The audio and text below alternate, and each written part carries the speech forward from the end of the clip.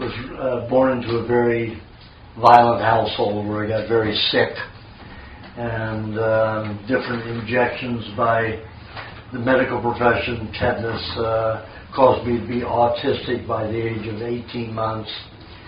And I didn't learn to read till I was 22 until I began drinking raw milk. I got cancer when I was 19, cancer of the stomach. Treatment for that gave me I got stomach ulcer. Treatment for the ulcer gave me stomach cancer.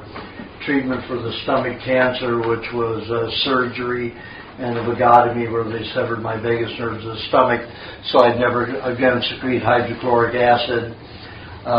Gave me, in radiation, gave me blood and bone cancer and cauterized my spine, so I had very little mobility. Even turning like this would cause me being excruciating pain. And then treatment for that was chemotherapy, and that gave me lymphoma. So I'm the only person that's lived over 3 months having those deadly cancers. And I'm almost 66, and I've outlived that death sentence by 45 years, almost 45 years. So I got into getting health by a young man who's 18 years old, turned me on to drinking raw milk and raw carrot juice. And that turned off my autism, or turned on my brain, however you want to look at it, and it changed my life. And gradually I got better. I was also a juvenile diabetic at the age of 15 and a half after my third polio vaccine. Also gave me angina pectoris, which were heart attacks. And I had about 300 from the age of 15 and a half to the age of 22. Also, after about 3 months, by drinking the carrot juice, raw carrot juice and the raw milk, my heart attack stopped too, the angina. So that is when I learned about raw foods and began experimenting and exploring them extensively. And I tried the vegetarian and the fruitarian phases and got really skinny. The skinniest I got, I think, was 96, 98 pounds, and that's very weak. I'm 185 right now, so you can imagine what I was like at 98, 96 pounds. So let's just go ahead to the, I'm into raw foods. Raw foods is why I'm here today. I sleep only, like last night, I slept 3.5 hours.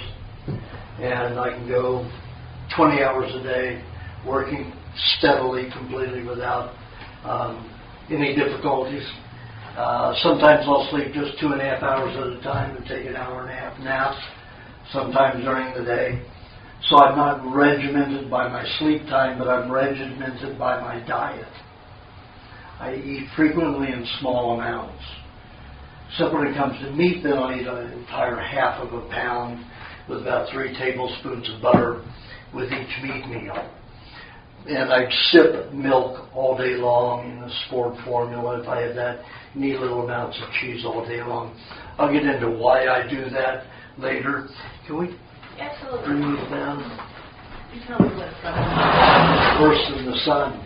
Yeah, let me just check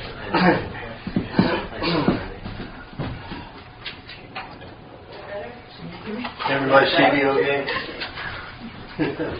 I'm a little yellow and pink and... You want them off? Or? No, that was good. All right. So what I'm going to discuss now is how the body works. Now, the pharmaceutical industry runs the medical profession. Believe this or not, the pharmaceutical industry writes the procedure manuals for doctors. So you can imagine that Merck's is this thick, and the word cure does not exist in the entire manual. Heal only exists when they're talking about wounds, like from surgery or from accidents. Only time that the word heal is utilized in the entire manual. And so, of course, they want everybody to be hooked on medication. So it's not about healing you. It's getting you on one medication that has side effects so that you can take a half a dozen others. When my parents were alive, my father died about 2.5 years ago, almost 3 years ago, at 93. He followed the diet about 50% from his 65th year to his 80th year. And my mother was 62 when she started doing the diet, about 50%, and stopped doing it about her 82nd year. And they were both going downhill fast in their early to mid 60s, and that's why they decided to eat the raw cheese, the raw butter, raw eggs mixed in orange juice with some honey, and they would eat the cream. They wouldn't drink the raw milk because it was too difficult to get, and they definitely wouldn't eat the raw meats.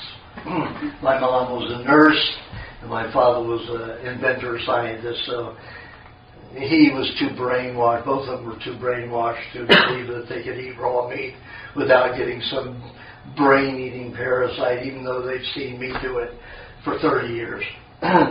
So they got better and they did well, and then in their 80s they decided it was time for them to stop taking care of themselves so they could die. Literally, that was their choice. Still took them another 10 plus years to die. And my mother was still pretty stable up until her last 6 months, and then her brain started going, and she just deteriorated and left. My father had a stroke 3 years before he died, so he was bedridden for the rest of the 3 years of his life, but still was coherent and very articulate. But you know, they both grew up on raw milk. My father was born in 1960, my mother in 1919.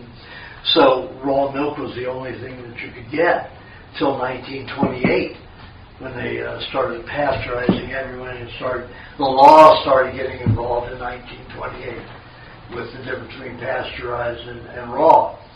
And the only real reason that raw got in, because nobody trusted pasteurized, was that Knudsen Dairy, not Knudsen's, what was it? One like Knudsen's, a big one, paid doctors and reporters to report that typhoid came from raw milk. So they created the Typhoid Mary myth that still lives today. I mean, health departments still use that as a basis when it's been proven to be fraudulent. Tuberculosis doesn't even pass the mammary gland barrier, the blood barrier, to get into the mammary gland. So it's completely false. Now, all the rhetoric about raw milk being a bad thing is all myth, and it's all incorrect junk science. And I wrote a milk report called the Supplemental Report in Favor of Raw Milk. I used mostly Dr. Douglas, about 80% of the book, the paper, which is 52 pages. About 80% of it were Dr. Douglas as an MD who studied both raw and pasteurized milk over a 30-year period. So most of the information was his, very well documented from Johns Hopkins to hospitals and universities, all the way up to the early 60s. Then they stopped any documentation on it and just went on the theory that it was bad, period, without any science. The FDA still follows the premise that it's bad without any scientific evidence. There was a paper released about 2 months ago showing in Europe, showing that children who drank raw milk literally had no allergies. And only children who drank pasteurized milk had allergies. The FDA refuses to acknowledge it. The CDC refuses to acknowledge it, although it was a well-documented, well-researched program study. So that is the state of our health departments. They're just going on myth. They want to create fallacy about bacteria being the cause of disease. Disease is never caused by any raw food or natural food.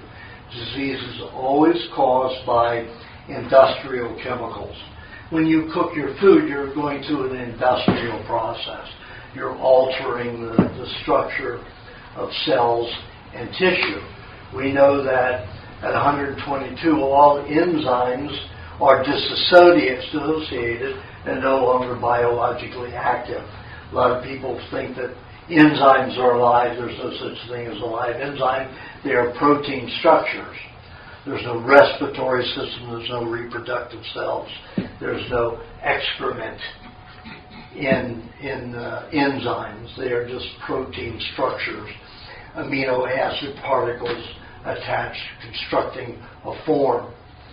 So they are a part of biology, not an individual life form.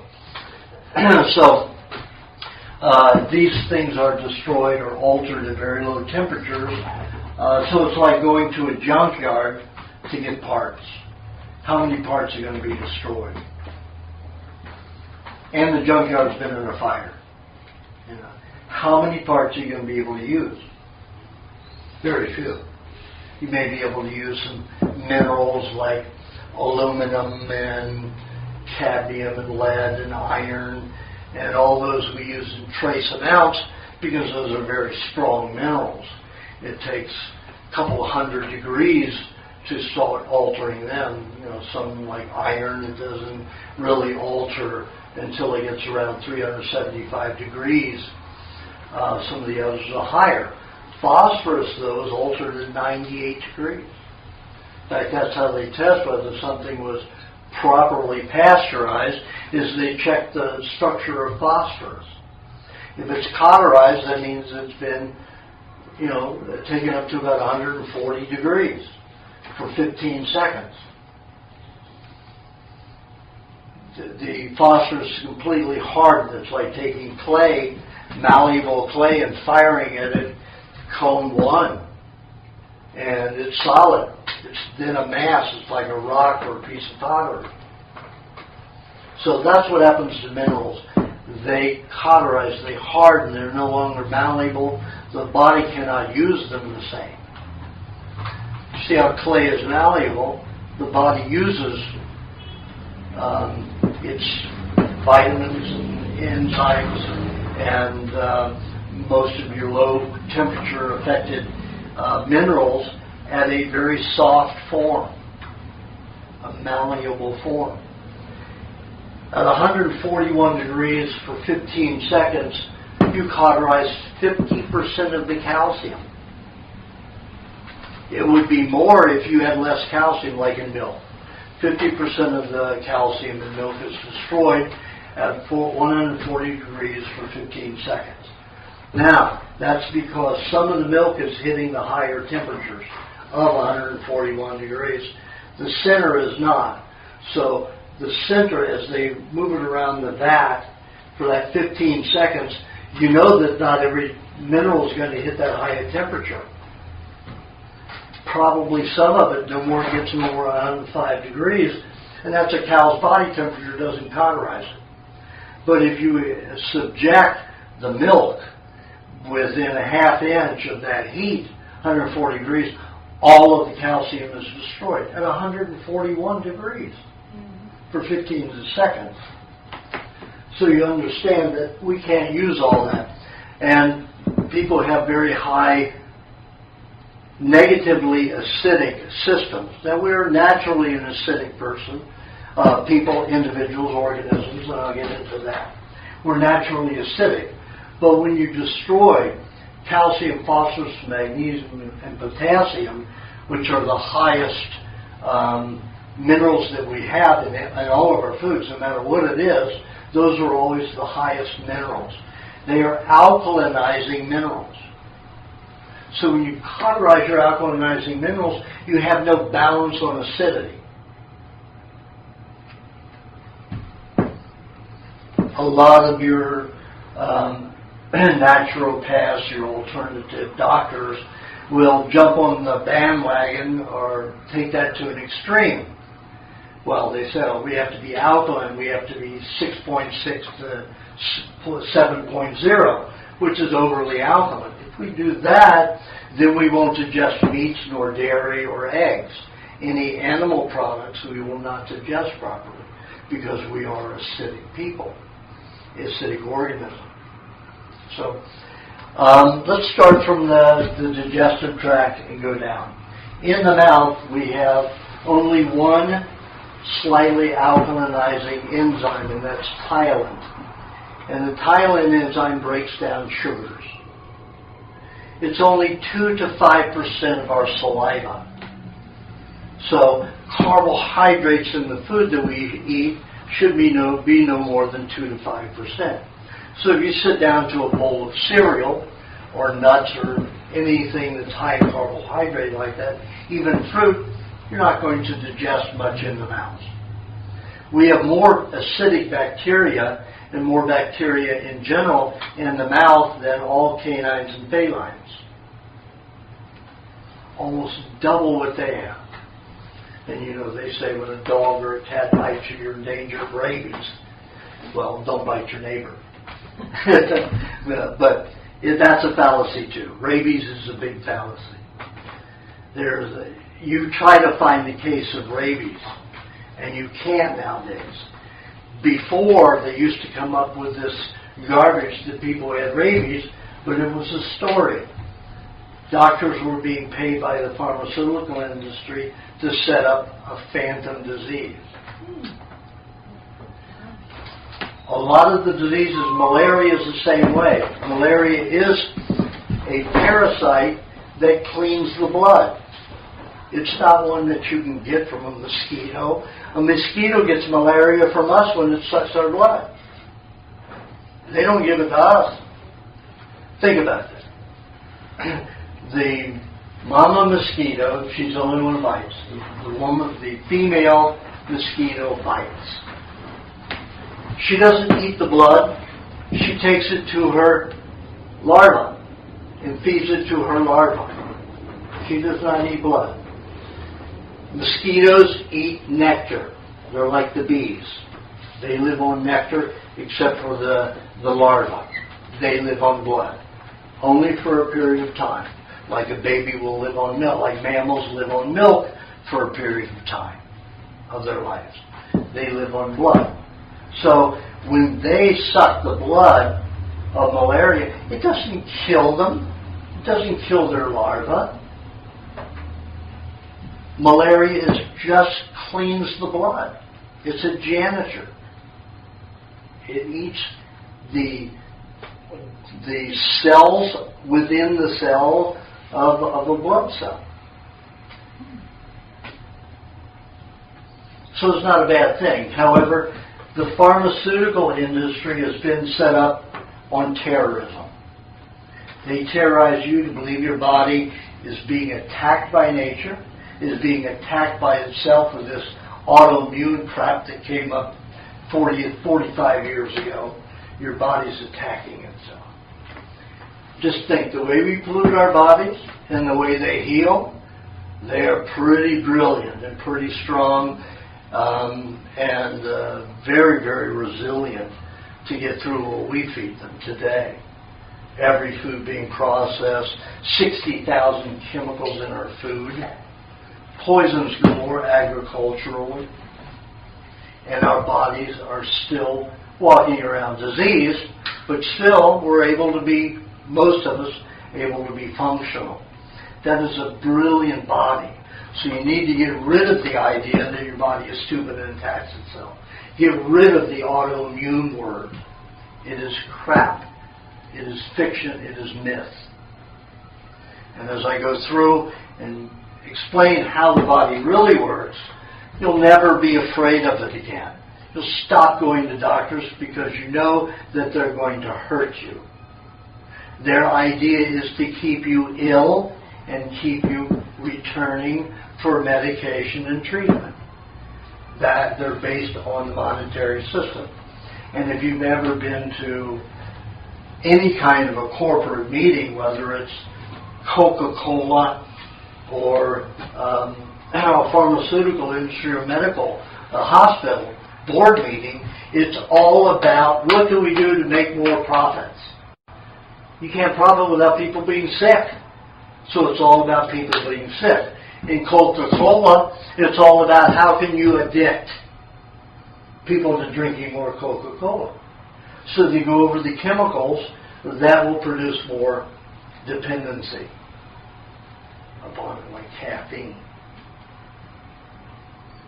And they have all these corn syrup in the regular and the dietary. It's got aspartame, a poison, an addictive poison that mutates cells, damages genes, causes all kinds of problems. That's thanks to Dick Cheney.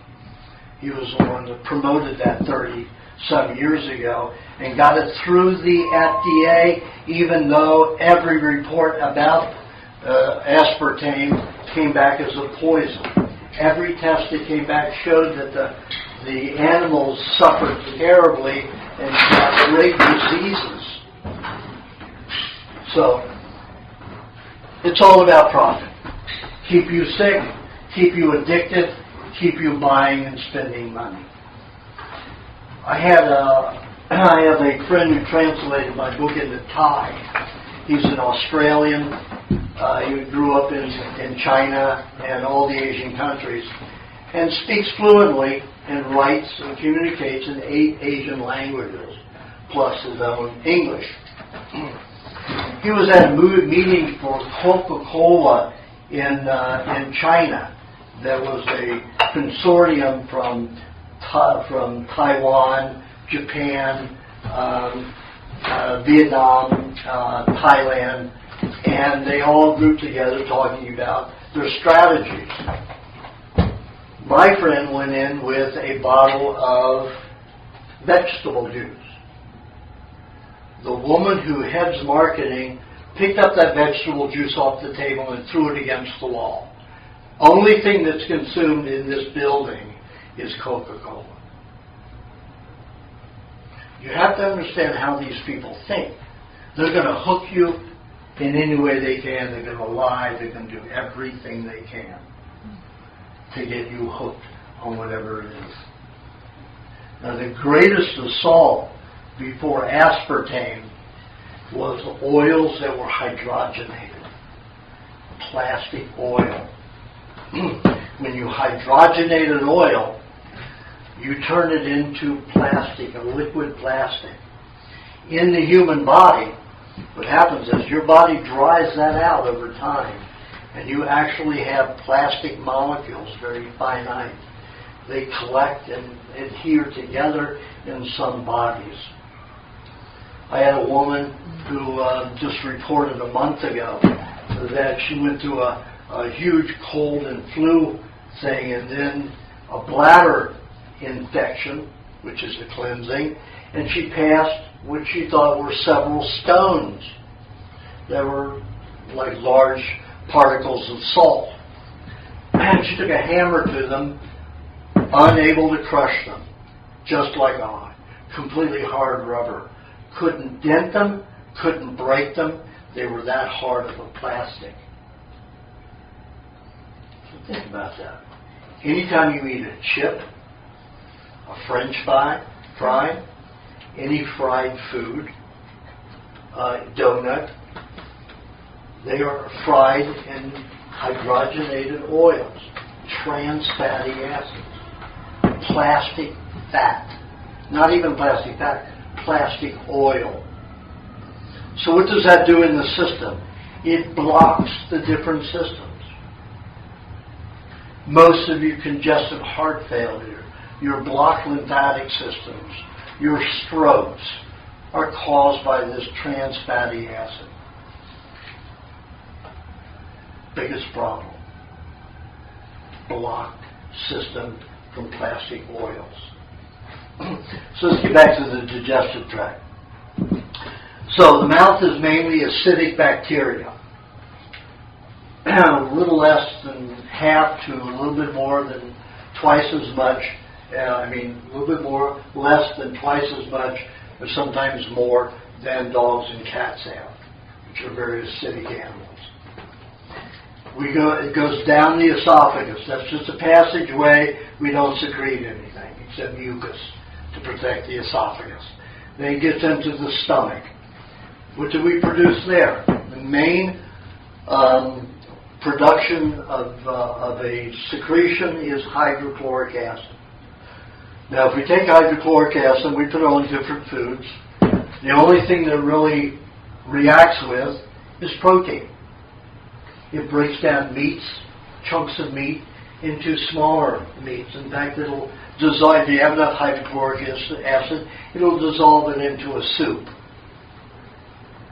Then, at the end of our one stomach, bile dumps into there from the gallbladder. And bile, if you put that on any food, it digests fats. It breaks down fats. It makes a soup of fat molecules. Breaks it down to a substance like a soup, a thinner soup then, if the fat molecules are broken down, because what makes a thick soup are usually big fat molecules. And those are harder, they are harder skinned. So it takes more enzymes to break them down. So bile breaks down and dissolves fats. So that what? When it passes into the intestinal tract, unless they're big particles of food or big fat masses, is strictly bacterial. We have 350 bacterial genes to every one human gene. That just came out in a report by gastroenterologists a little less than 2 years ago. 350 bacterial genes to one human gene. That means we're not even 0.1% human. We are all bacteria. So the entire medical and pharmaceuticals angle that disease is caused by bacteria, and that one little, like 50 or 2,000 bacteria in a food can take over your body is sheer nonsense.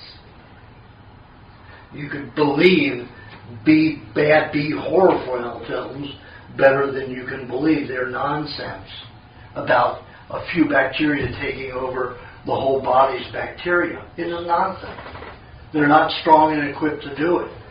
And those that they call pathogenic, disease-causing, pathogenic means disease-causing, are merely janitors. So, our food travels through the intestines. Bacteria eats our food that we've eaten. Its urine, its feces, and its sweat. It's our food. Guess you get over your squeamishness very quickly when you look at it that way. We eat piss, poop, and sweat of bacteria. That's our nutrition.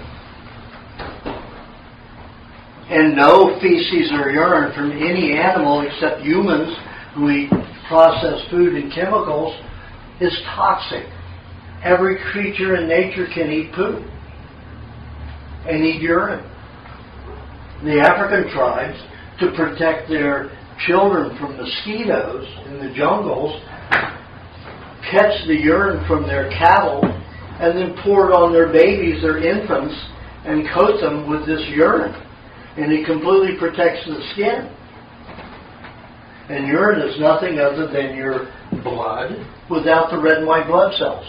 Everything that feeds the cells, all that serum, is what urine is, with some ammonia added. I'll get into why the body adds ammonia to it when we get to the organs. So it goes through, the food goes through the intestinal tract, and bacteria eats the food that you've eaten, and there you have your nutrients. Bile and hydrochloric will continue to be secreted throughout the intestines as long as you have large particles of food. Let's say you chew a chunk of meat and you don't chew it very well, and you swallow that, the body's going to secrete hydrochloric acid even into the bowel, trying to digest that, break it down so that the bacteria can infiltrate it and eat it and consume it and give us their byproducts as our nutrients. If you pate your foods, pate your meats, liquefy them, then everything's going to be already done and your body doesn't have to do much to produce enzymes for digestion. It takes a big load off of your system. I'll give you an example of how that works. If I eat meat as a steak and I don't sit down and cut it up unless I'm in a restaurant and eat it like that and I chew it, well, I'd have to spend 2 hours there to chew it enough to get it to a patéed consistency. When I eat patéed meat, which I'll cut into, take a raw roast and then cut it into little 1-inch cubes, and put that in my food processor and grind that into a pate. If I go to a restaurant and eat the meat, I'm going to sleep 4.5, 5 hours. Sometimes even 5.5 hours if I haven't chewed much. If I eat pate meat, I sleep 3.5 hours to 4 hours a day. That's it. I have reserved for other activity 1 hour to 1.5 hours a day by eating it already in almost liquid form. That's a great reserve. And I like my productive time. I am productive 20 hours a day. 20 hours a day. If I have to sacrifice 1.5 hours, 1 hour to 1.5 hours, I won't do it. I'll pate my meat. It takes me, one day a week, I will pate all my meat for the whole 7 days and put it in 2-cup jars. I eat a very high 2-cup jar, which is about 18 ounces by volume. Pardon? How do you pate? I was sure. How do you pate? I said you cut it up into inch cubes. You put it in a food processor. Then you put it on grind for about 20, 30, 40 seconds, depending on how you can make it into a cream. You can go beyond pate if you want. But I never grind it because those machines are high powered. I never grind mine for more than 50 seconds. But it's almost liquid at that point. So, and you can put some milk in there and liquefy it more if you want to disperse it so you don't have to have as much saliva in it. But the saliva introduces a lot of bacteria that begins the digestive process. Adds it to it there and you start multiplying immediately. Not even the hydrochloric acid destroys the bacteria from the mouth. So then we go through the small intestine, and most of the food is digested at that time. Then it goes into the bowel here, the ileocecal bowel. It goes up the ascending colon, across the transverse, and down the descending colon to the sigmoid colon, and then out the rectum. At the sigmoid colon goes where the body holds your fecal matter and dries it out, because it's trying to draw all of the liquefied remains, the urine and the feces and the sweat of the bacteria, into a form for us to absorb. Now the bacteria is different. E. coli is a very important bacteria. 20 years ago, everybody, the health industry was throwing around E. coli is bad, E. coli is bad. Yet E. coli is your primary bacteria that digests proteins and fats into the finite form to feed the brain and the nervous system. Without that being fed, you'd have depression. 95% of all depression is caused by low bacteria in the colon, or bacteria that is not operating properly. So, bacteria is ultimately important. So in that sigmoid colon, it's drying out, it's trying to absorb every bit of waste from the bacteria, which are nutrients. And if it holds on to it a very, very long time, you're going to have very dry fecal matter, could build up and cause ripping of your rectum and all of that. But that's better than being depressed. Easier to deal with, constipation than it is with depression. Because constipation can affect you for the few minutes that you're trying to pass fecal matter. Depression is going to affect you most of your day and most of every day. So it's better to have dry fecal matter than it is to have depression. Of course, you can correct that dry fecal matter. And let me explain why you have such a dry fecal matter. The small intestines absorb almost all of your fat. So the brain and nervous system, when we get to the bowels, you're getting the dredges of fat, everything that's left over.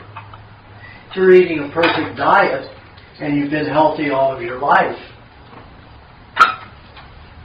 the remains will all be good fats. But because we're so toxic, a lot of the fats are going to be absorbed and utilized in the small intestine before it gets to the bowels. So the brain and nervous system is never going to get enough fat. I've had people eat up to a pound of butter a day and still have dry skin because of the amount of toxins, especially people who've taken like antibiotics and medication, 30, 40 medications a day, and went up to 80 pills a day. My father was taking, I think it was 62 pills a day. My mother was taking about 81 or 86, something like that. But it was that much. So you have all that toxicity in the system that the body has to utilize fats to bind with that too. So you've used up all these fats and your colon doesn't get much. So you can feed fresh fats from the rectum in. Feed yourself through the back end with a suppository of like 3 tablespoons each of butter, coconut cream, and dairy cream. With about 1/4 teaspoon of honey. Put that in a 4-ounce jelly jar. Shake it, put it in a bowl of hot water, hot enough to make your hand uncomfortable, but not burn it. You leave it in for 4 or 5 seconds. And you let that sit in there for 3 to 4 minutes, so it gets up to about 105 degrees. And you put it in a bulb syringe. Preferably you can find one that's 4 ounces. They stopped making them in the last 2 years, so you have to get an 8-ounce bulb, as far as I know. Can't find any 4-ounce ones anymore. And then you suck that into it. You treat it like a hypodermic, get it till there's no air in it, and then put that in your rectum. You get down on all fours, or you can get up into the yoga stand, the shoulder stand, the yoga position, and put it in. And then you roll your stomach like a belly dancer to get it to move up the descending colon, across the transverse, and down the ascending colon. You can go on all fours and put it in, and then put your face down on the floor on your hands. So this part of your hands are on the floor, and your face is on your hands on the floor. You're still on your knees with your buttock up in the air. And you roll your stomach like a belly dancer to get it to move down. After you've done that for 3-4 minutes, then you lie on your right side, lift your left leg, and roll your stomach like a belly dancer again to get it to move across and down. You do that for 3-4 minutes. That way you'll be feeding fresh fats to your colon. If you suffer depression, you'll be out of that depression within 6 to 10 hours. A quick way to get rid of depression is to eat rotten meat or rotten eggs. Stink terribly, but the bacteria that has broken down that meat and the rotten eggs have done the same thing your E. coli will do. Break those substances down, pre-digest them, so they go right to the brain and nervous system. That's the reason that Ripley's Believe It or Not did that whole show on eating rotten meat. You call me the rotten meat eater. That's the most aired episode that they've ever done. I've seen myself say Tagalog, speak Italian. They've got me dubbed in every language doing that. This is the most aired show because it's shocking. But that producer changed this child's constant depression that no doctor could ever get them out of it. Put them on rotten meat. and just put a nose clip on the kid's nose, put some, garlic around the nostrils so the kid couldn't smell it, and fed it to the child. The child didn't know what it was eating and wouldn't eat it if it did, so ate it that way. 20 minutes the depression was gone. The kid was giggling and happy. 20 minutes. When you feed it on the, but it may last 3 days, it may last 2 weeks. But when you feed the body the fat from the back end, it'll last months. For the first few times, it may last a week, 2 weeks. The next time it lasts 6 weeks, 7 weeks. The next time lasts 2 months. So you don't have to do it very often. Depends upon the condition of your bowel. Let's say you've got mercury from the vaccine or formaldehyde. All vaccines have 5 basic nasty ingredients. Liquid mercury and aluminum, formaldehyde, ether, and detergent. All vaccines, no matter what they are. And those that say are mercury-free are lying. It's no longer used as a preservative, it's used as an antiseptic, an antibiotic now to still preserve the so-called bacteria growth in that particular vaccine. So they've got 11 different uses for that mercury. So even though they say, mercury preservative-free, doesn't mean they're mercury-free. A laboratory test showed that they went from 76 quadrillion molecules of mercury for a vaccine down to 56 million quadrillion molecules of mercury. You know how many quadrillion are? You can go around the planet a couple times. It takes 50 to 200 fat molecules to harness 1 molecule of mercury to get it out of the body safely. So to get rid of 1 vaccine, you'd have to eat a cup of cream a day and a stick of butter a day, every day for 10 years to get rid of the contamination from 1 vaccine. And our children are getting 68 to 113 vaccines by the time they're 16 years old. They will never get rid of it, even if they're on my diet. But they can control it and prevent as much damage as possible. The vaccine industry is the most corrupt industry in the world besides oil. Oil pollutes us like crazy. We had machines designed way back in early 1900s that did not use gasoline. The oil industry, mainly the King and Queen of England, with all of their trusts. Their little puppets are the Rockefellers, the Rothschilds, all those companies are all under trust of the King and Queen of England, the richest and the most controlling family in the world. They pollute this world, and they hide behind over 200,000 trusts. They own 70% of the food production in the world. They own almost all of the salt production in the world. Until Gandhi got into it.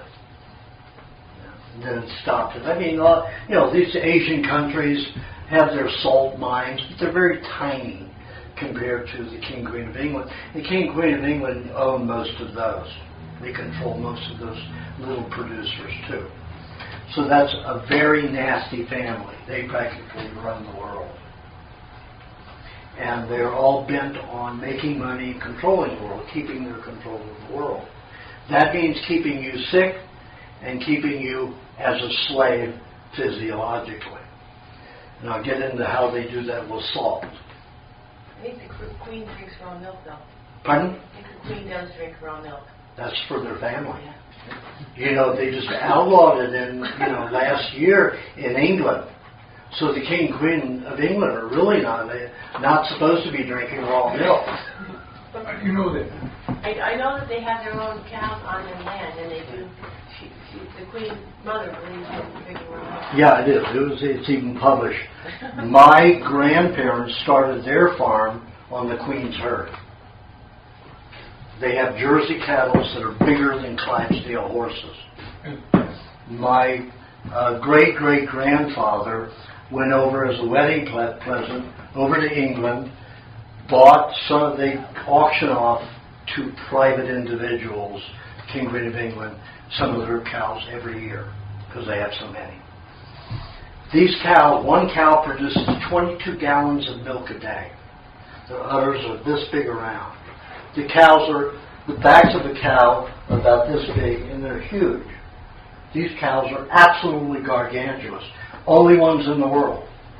Well, my parents got 12 of them my grandparents got 12 of them for a wedding gift to start a farm.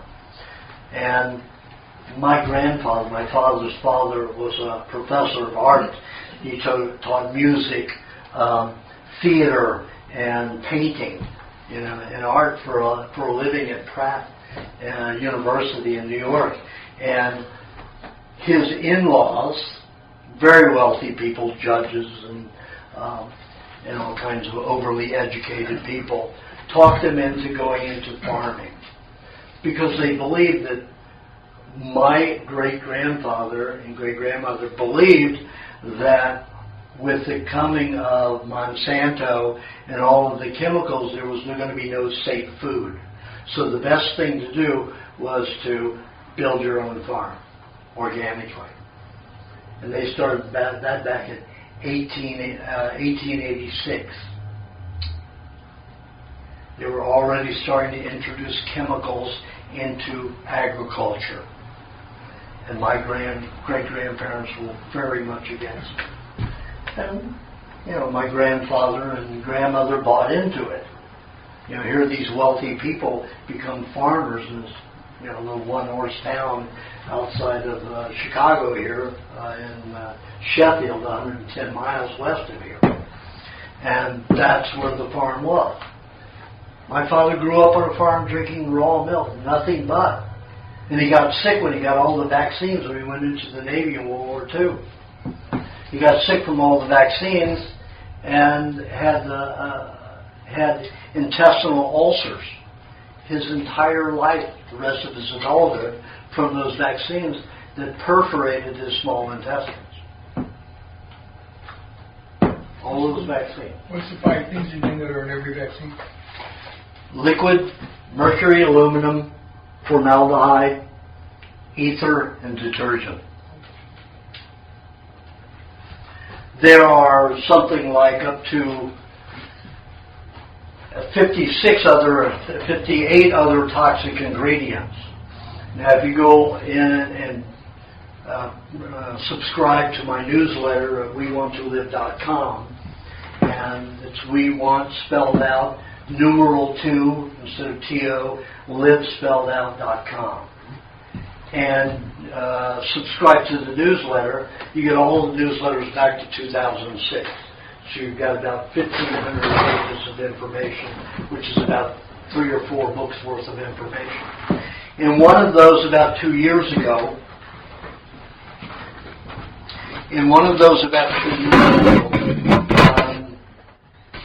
I put a consent form, a consent of responsibility. So if anybody tells you have to take a vaccine, you hand them and say, okay, if I have to do that, you have to sign this. And basically, it educates whoever reads it. They acknowledge that all the toxic ingredients and what they can do to the body. And the list is almost 2 pages of what are in vaccines and the harm that they do. And says on there, you're responsible for up to $1 million of damage that can be done from this vaccine. Nobody will sign it. And you'll get free, even in the states where there's no out clause for vaccines, nobody will sign it. The head of the DOJ has to sign it, the head of the health department in that state has to sign it. Nobody will sign it. You will get an exemption for you and your children. And if you're going, let's say, from Peru to Brazil, and they say, oh, you have to have the yellow fever vaccine. You say, prove to me that the yellow fever vaccine works. Show me one study that proves its efficacy. If they can't, you enforce the Geneva Convention, which says no chemical testing can be done on you without your permission. And it says that in the paper. And they have to sign it and take responsibility for $1 million, up to $1 million on that vaccine that you have to take. So all of a sudden, yellow fever vaccine is not necessary.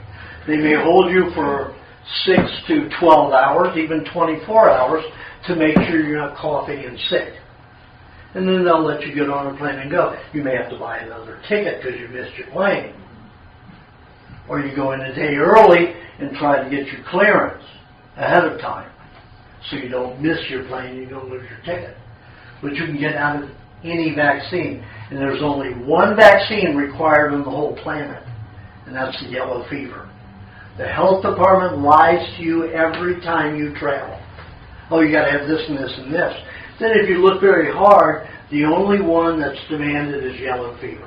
And you can get beyond that one with the forms that I have in there. So, in the digestive tract, back up to the mouth, our teeth, vegetarians say, oh, we have molars, like herbivore animals.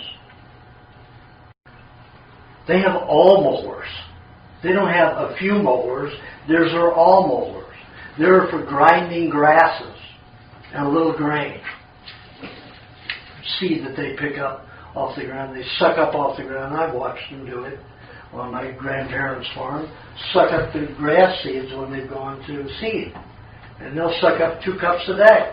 That's part of their diet, and they'll grind that up and swallow it, regurgitate and chew it some more, up to 6-7 times. Normally 5 times. They'll vomit their food, regurgitate it, or re-chew it, re-swallow it, until it's in a form where they can digest 67% of their food. They only digest 67% of all the food that they eat, because they can't grind it all down to that minute form for their bacteria to digest all of it. That food has to be a soup for the bacteria to infiltrate it. And if they're eating hay, dry grasses, then they're even going to digest less. They may digest 45% of what they eat because it's dry. It's hard to get in the soup. But they do okay. That's what they're meant to do. They're built to eat that way. If they eat fresh grasses, it's even better because they get more nutrition. And we'll get more nutrition from the milk and the meat that way. So our teeth, we have mostly cutting teeth. We have canines for ripping meat. You have to fight with an apple or orange and rip it apart with canines. You just cut it with your front teeth and bottom teeth. So the whole idea that we have teeth like an herbivore is absolutely ignorant. It's ridiculous. We have grinding teeth for once we cut the meat, for chewing it and reducing it into a more liquid form with the introduction of the bacteria in the mouth. So that's basically our digestive tract. If we take, like when I got to do 30 autopsies altogether, 22 where I was in full control of the fluids. Took the saliva from the corpses, took the stomach lining and wrung it for the hydrochloric acid, took the gallbladder and the bile from it, and I placed it in an assortment of foods. Different vegetables, nuts, 6 different kinds of nuts that were of different structures, solid, like almonds and which are the hardest, and Brazil nuts, pecans. I didn't do pistachios because it's not a nut, it's a legume. And I put the hydrochloric acid and the bile on these different foods, crushed in a powdered form. And only because I put it on the outside, you're going to get very little digestion, unless you've got a warm body and it's churning all the time. So I broke it into a powder so I could see what happened if they were chewed while and put it on there. On the vegetation, the molecules, the cellulose molecules were only etched by 2%. Only some vegetable juice was released for our utilization. Certainly aren't vegetarian. Most of your vegetarians are not raw vegetarians, 99.9% of them, because you won't get any nutrients from raw vegetables unless you're juicing them or cooking them. Cooking breaks down the structure, but you've damaged all the nutrients in it, so you're getting terribly inferior nutrients, along with all the cellulose cells. So your body's going to eat poor nutrition. It broke down the nuts, mainly the starches in it.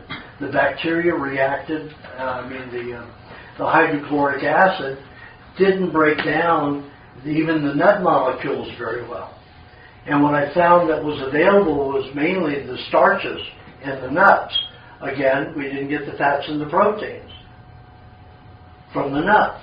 So again, that's not food that we basically have to thrive on, is fats and protein. And the other foods that, I put raw cream and put the bile in it. Raw milk, I put both bile and hydrochloric acid in it. They're already liquid, so you don't need much of that anyway.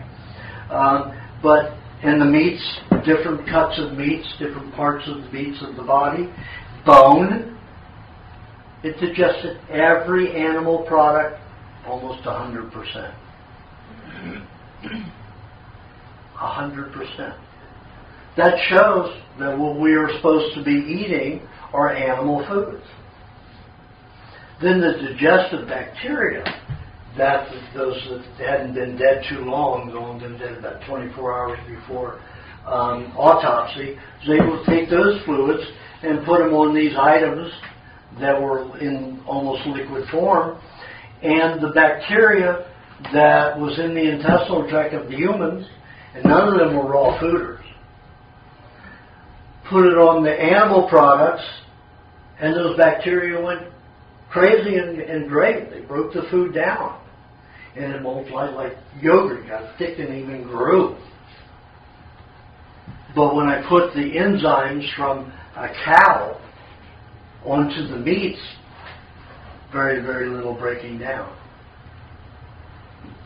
And when I put those bacteria from the intestinal tract on vegetation and on nuts and fruits, very little digestion.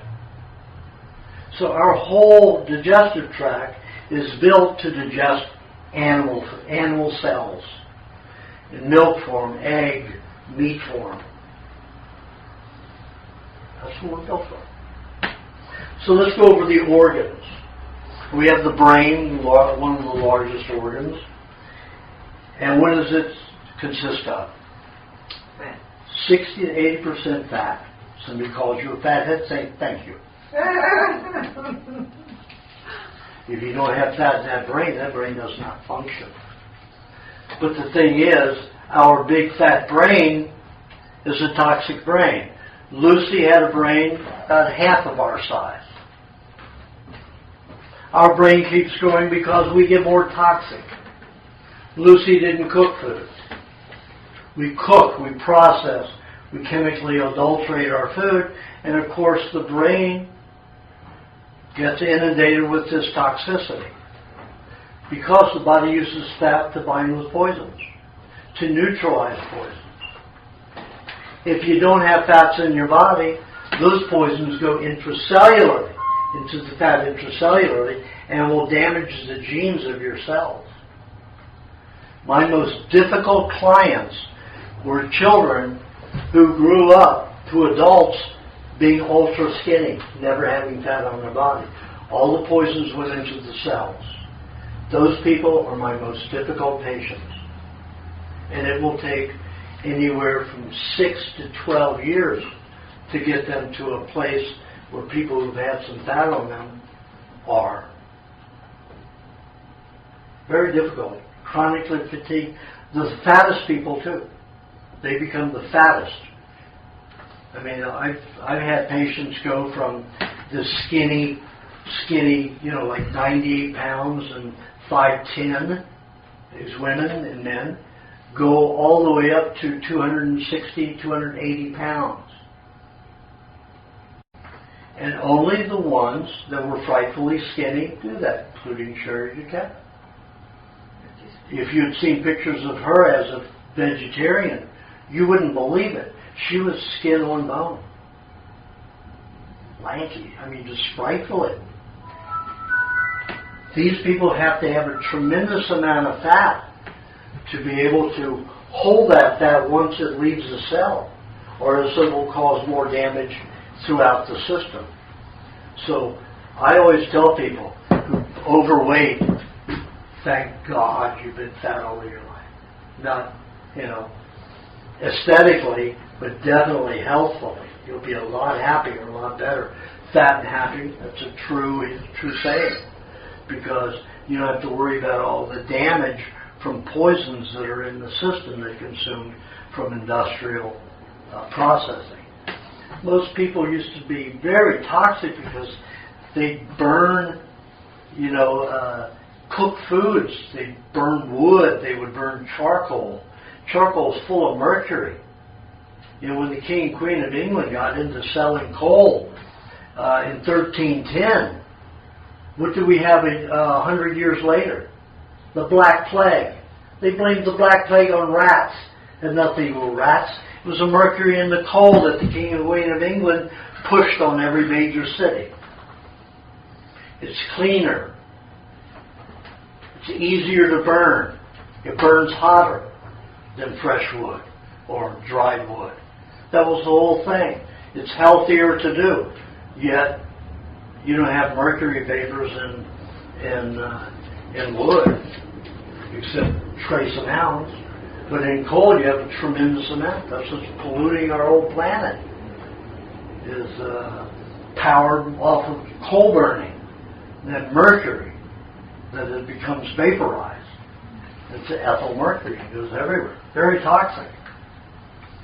So we have the Black Plague because of that. They blame it on the rats. They always blame it on some animal. Oh, it's the mosquito. Oh, it's the swine flu. Oh, it's the only time they had that one flu that came from the first flu vaccine, 1918 was it? The big flu epidemic all over the world. That was the first flu vaccine. Only people who got the flu vaccine got that disease. And then people who lived even after they had the disease from the vaccine, they said, well, if you hadn't got that vaccine, you would have died of the disease. Yet, nobody got that illness who wasn't in the city, who didn't get a vaccine. What year was that again? 18? Pardon? When did the vaccine start? It was 1918, 1917. The big flu epidemic of the world, they said. There's a book about it. Influenza. It's absolutely nonsense because it's created by the vaccine. Nobody got sick unless they got the vaccine. Nothing out in, the farmers, nobody out there touched it unless they were wealthy landowners. And of course they got sick and died too. What about the latest one, the piggy? Oh, the swine flu. The swine flu. Yeah. What about those, like in the 1800s when millions of people died? Was that caused by something? Was it caused by charcoal or something else? No. Always caused by your coal mines or some kind of... what they did was in the cities, they had a lot of jewelry makers, silversmiths, and horseshoe, what do they call them, blacksmiths. That metal was going through the streets because every block you had a silversmith, and about every 2-3 blocks you had a blacksmith. So you had those vapors going through the streets all the time, plus everybody burning in these small cosmopolitan cities, cooking in their homes. The Black Plague was one of them, where millions of people died, only in the cities. Only from people who had burning coal in their homes. Not people who were burning wood. People were burning coal. But yet the rats did.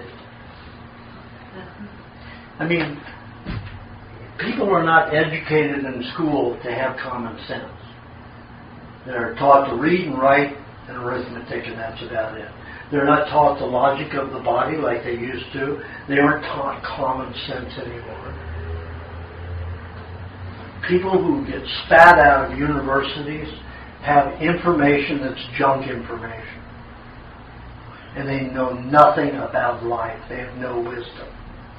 Used to be once you got out of this learning system, you went into apprenticeship for years, sometimes 20 years before you became a master at something and could practice it on your own. Now these people come out of a university with 4 years of, or 4 to 6 or 12 years of information that's all junk. And they go right into practice. And they're just spitting out information. They have no wisdom. They don't know if it really works or not.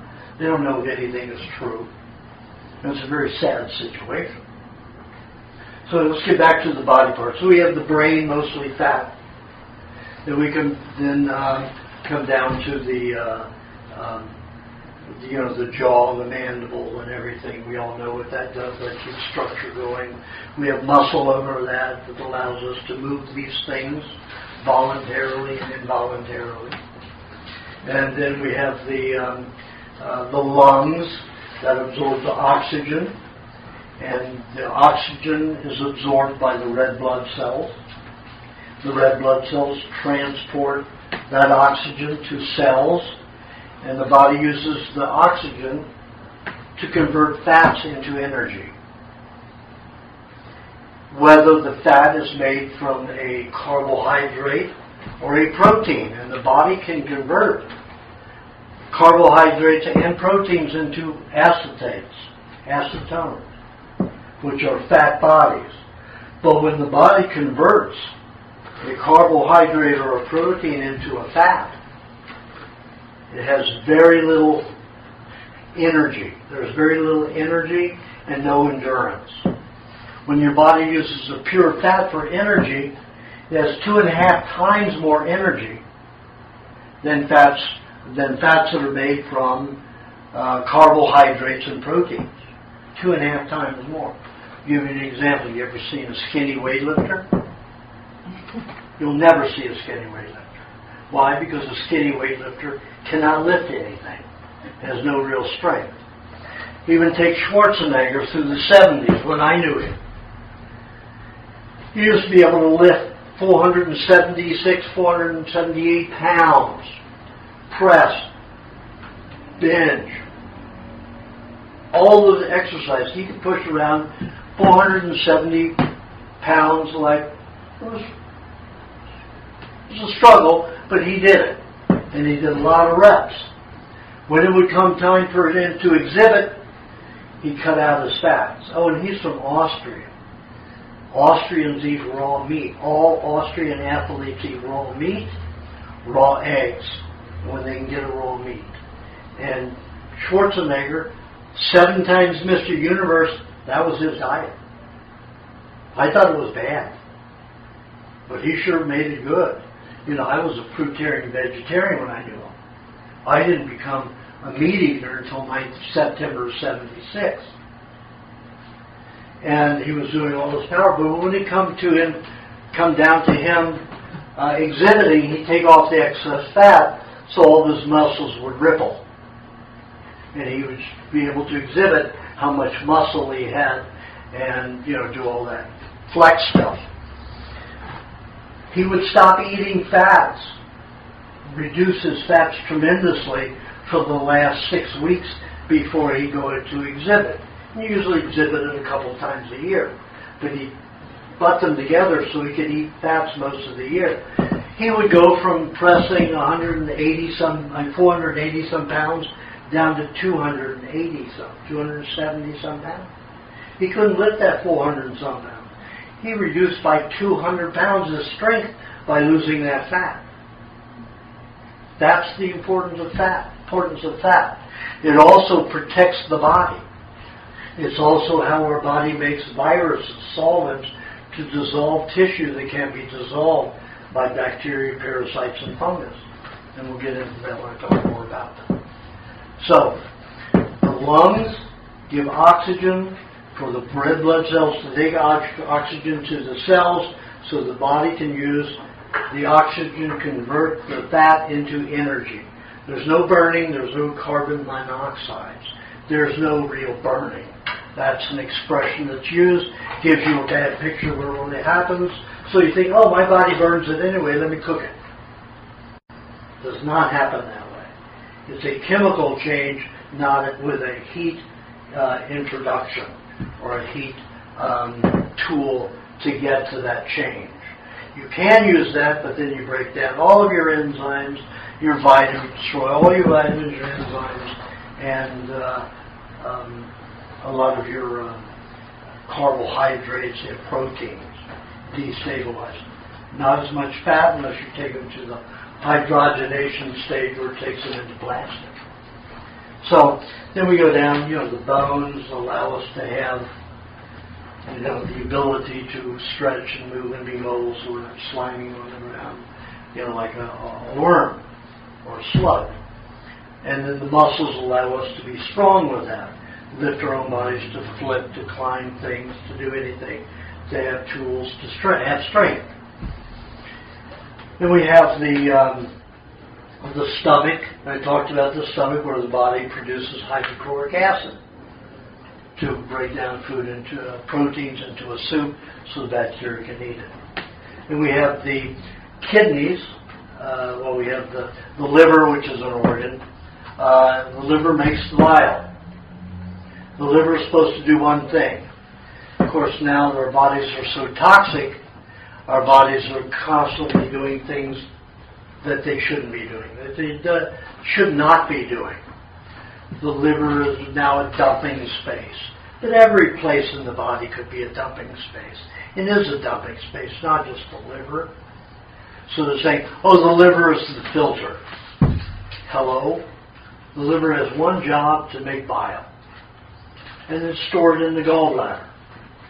And that's a little thing about this big that's on the top and end of the liver, which sits over the stomach. And what does the gallbladder do? The gallbladder doesn't produce anything. It holds about enough bile to digest maybe 20, 30 pounds of fat. Why would we need bile enough to digest 20 to 30 pounds of fat? Because in the old days, when you went hunting, you ate all of the fat at the kill, or within 24 hours. So let's say you ate 20, 30 pounds of fat in 24, 48 hours. You'd have diarrhea if you didn't have that excess bile, or you'd be vomiting. It passed through you in a very moist ice cream, passed right out of your body.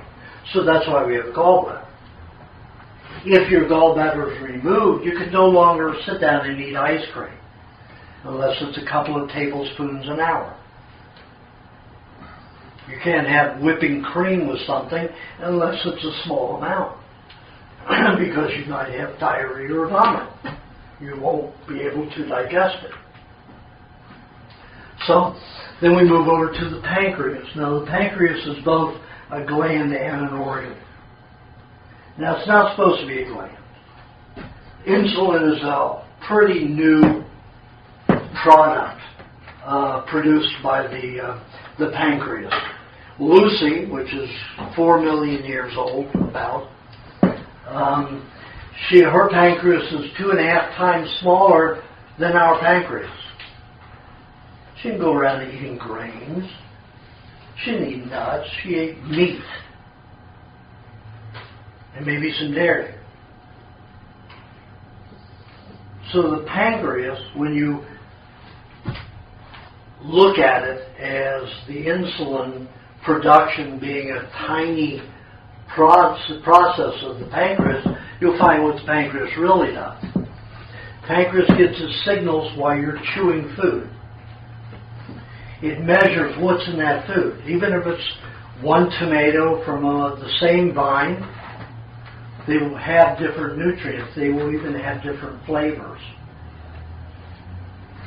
Most people have lost a lot of their flavor buds because of all the chemicals in foods and the chemicals created to make flavors that are artificial, and they damage the taste buds. 100 years ago, people could taste a lot more than they taste now. The spectrum of taste was something like 2,000 different flavors within a sweet, within a fat, within a fluid, like a fruit. Grains had their flavors depending upon whether they were donuts or breads or whatever. And you could have 100 different bakers, and even though they would use the same grains, they knew how to take them through different stages to get you different flavors. So you could have 100 bakers and none of them would taste the same. Now everything is meant to taste identical in every bite. So we've lost a lot of our taste enjoyment because of that. So the pancreas takes that information about what's in that food and tells your body what kind of bacteria will need, what kind of hydrochloric acid and bile will be required to digest that food, and how to, after the bacteria is digested, the nutrients are derived from the fecal, the urine, and the sweat of the bacteria, how to structure it into a human cell for that body. So the pancreas is an architect. Insulin is a minute process of the pancreas. However, since everybody's eating all these sugar, high carbohydrate foods, the body has to go through a huge labor of making insulin because you're going to make too much glycogen. Glycogen runs the nervous system and brain. So you're going to have an overactive brain and nervous system if you're eating all these sugars and you don't have enough insulin. If you have enough insulin converting these things into glycogen, you're going to get very fat because glycogen is a storable sugar to use later.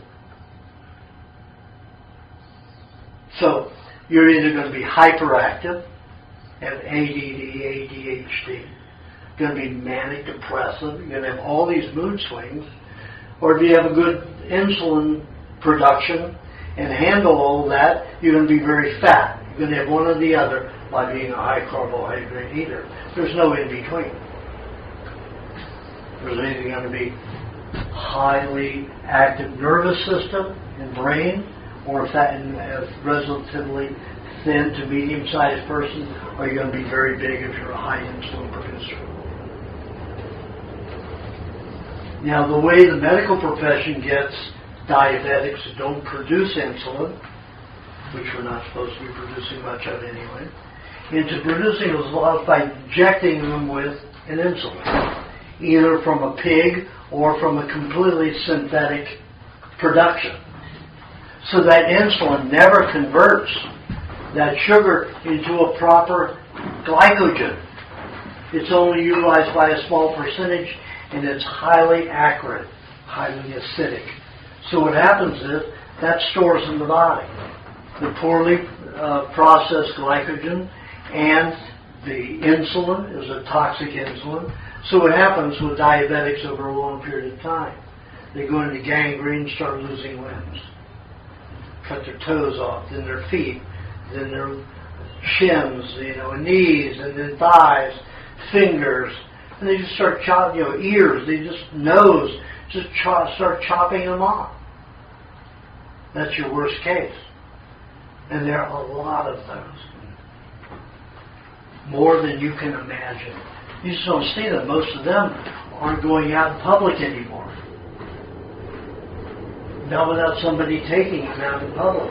So those are in-home diabetics that you rarely get to see. But I've seen literally hundreds. So the spleen is right next to the pancreas over on the left side. And the spleen holds red blood cells, sometimes white blood cells, but mostly red blood cells. Its job is to only hold red blood cells. Why would we need a storage of a quart and a half of red blood cells? So you fell out of a tree, hit a branch, cut your jugular vein, and lost a quart of blood. You'd be anemic. You'd be food, you'd be breakfast, lunch, or dinner, or snack for a dinosaur, or a cat, a lion, or a tiger. You couldn't climb the tree if you're anemic. You wouldn't have enough oxygen to get to the cells to have strength and endurance. So you'd be a meal, or you just sit and rot. Maybe not lose digestive ability because you don't have enough oxygen and fats to even produce hydrochloric acid or bile to digest your food. Many things could happen. So once the clotting occurs, the spleen will begin in about an hour after that to start putting red blood cells back into the bloodstream, gradually. And then all of a sudden you're not anemic within about 6-10 hours. That's somebody that's ill today. In the caveman days, it could all happen in an hour. So you'd have an hour to recover. Then your bones, in your bone marrow, where red and white blood cells breed, they divide in there, they mature, and once they mature, they enter the bloodstream. Now that's anywhere from a 40-day to a 65-day process. Some say it's 45 to a 60-day process. Some say it's 40 to a 60-day process. Anyway, it's close, the comparison there. I think it depends upon the health of the individual. So, the bone marrow is very, very, very important, and it is like the brain. It's mostly fat, where these red and white cells are bred. Once they're mature, they enter the bloodstream. Any excess is in the spleen. Now, what else can the spleen do? What else does the spleen do? If you get cold, the spleen will throw red blood cells into the bloodstream and thicken. The body heats up. The body can heat up 10, 20 degrees. If the body can't heat itself, it will die in cold weather. You get down to 0 degrees, and you'll be dead in about 30, 35 minutes if you can't alter your heat ability. So the spleen adds red blood cells. When you get too hot, the spleen will remove red blood cells from your bloodstream and thin the blood so you can cool the body. So that's one way the spleen works. Spleen does not produce anything. It just regulates the amount of red blood cells that are in the bloodstream. Then we go to the kidneys. We talked about the intestines, which is most of this area. And the kidneys sit back here, and kidney shape, like kidney bean. And they filter blood. Why?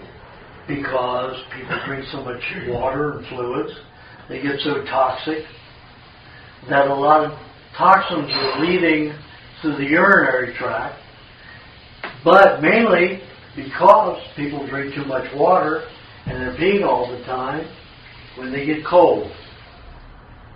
So the kidney helps the body lower H2O in the bloodstream. So the spleen will help by putting red blood cells in the bloodstream to thicken it, and the kidney will help remove H2O, the blood serum, so that the blood can get even thinner. Even thicker. And then you notice that when you get very hot, you're not peeing as much, you're sweating, perspiring. The body is a marvelous organism. And I'll get into the endocrine glands in a minute. So then we go down to we have, the urinary tract, we have the bladder, And the bladder, if we didn't have the bladder, we'd be peeing all over ourselves all day. As the kidney removed fluid from the bloodstream, we'd just be dribbling all over ourselves every minute of the day. So we have a bladder to hold, depending upon the size of your bladder, to hold so much fluid, and then you have to go to the toilet or go to the jungle, wherever you're going and peeing. So you relieve the fluid when it comes to a certain amount. That's the purpose of the bladder. Urethra is the place that it travels through. So we have 3 fluid systems: blood, lymph, and neurological fluid. We talked about what the blood does, but we didn't talk about the white blood cells. What do the white blood cells do? We have so many white blood cells. Sometimes more than, some people have more white blood cells than they do have red blood cells. I had one patient, he had like 4 or 5 doctorates, spoke many languages, very bright man, really loved, and he was a hyperactive individual from Seattle, Washington. And he loved to run marathons. He'd run 7 miles every morning. And when it came near within 2 weeks of a marathon, he'd run 14 miles a day. 7 in the morning, 7 in the evening. Get prepared. His white blood cell count was 800,000 compared to his red blood cells, which were half of that. They said he was leukemic. Didn't have a symptom. But they told him he was leukemic because of the measurement. They didn't look at him as an individual.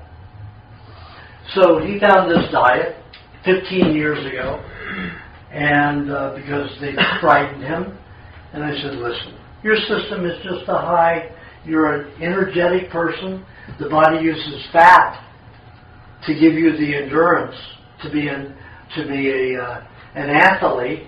If your body's using its white blood cells to utilize for energy as fat, who cares? That's the uniqueness of your body. It's fine. In fact, you're going to be a better runner than some people because the fats are more available when they're in white blood cell form. So you have to look at the individual. All these measurements are trash. They're based on getting you hooked on something. Oh, you've got too much cholesterol. Oh, you've got too many white blood cells. Oh, you don't have enough white blood cells and too many red blood cells. There's always a way to get you hooked on some drug. And that's what it's all about. But your body knows what you need for your activity and everything if you eat properly. So let's go over the endocrine gland system. So we have the pituitary gland. We have the pineal gland. We have the thyroid gland. Thyroid glands. The thymus. The adrenal glands and the gonads. Now, in wild animals and in primitive tribal individuals who eat raw foods, their hormone levels are almost nil, trace amounts. The only time they have high hormones is in a time of emergency, just like adrenaline for fight or flight. We're not supposed to be running around jacked up in adrenaline like the athletes do, and they're doing it because why? They're not eating the proper foods, they're not eating the proper fats to have this energy, so they're cheating, like Armstrong. And Schwarzenegger did, even though he had the nutrients, he was still taking synthetic drugs because they told him that would make him bigger and better. And of course it was for the people who were on terrible diets. But Schwarzenegger didn't have to do it. But he did it because he wanted to cheat. You know? All of them are cheating. You should be able to eat your food, and that should give you enough energy, and more than enough energy, to do your athletics properly. Let's take a look at the people who used to work on my grandparents' farm, the laborers. When I was a child, most of the laborers had gotten up to their late 40s and early 50s that my grandparents utilized. Those so-called middle-aged people were taking 30 to 40 to 60-pound bales of hay and throwing them up to a 12-foot loft. So they were throwing them all the way up to maybe 15 feet. And somebody would be up there catching them and throwing them. And it's just like, oh, that's easy. And then I tried to do it. I couldn't even lift 1/2 inch off the dirt floor in the barn. Now you see these kids on the farms, even though they're healthier than city kids, they still can't throw a 30-pound bale of hay up in the loft. They're all using forklifts. And those guys on my grandparents' farm could put more up in the loft with their bare hands than a forklift could. Faster. So you take a look at our state of health, and it's not good. And it's not good because you're not getting the proper nutrients, especially the proper fats.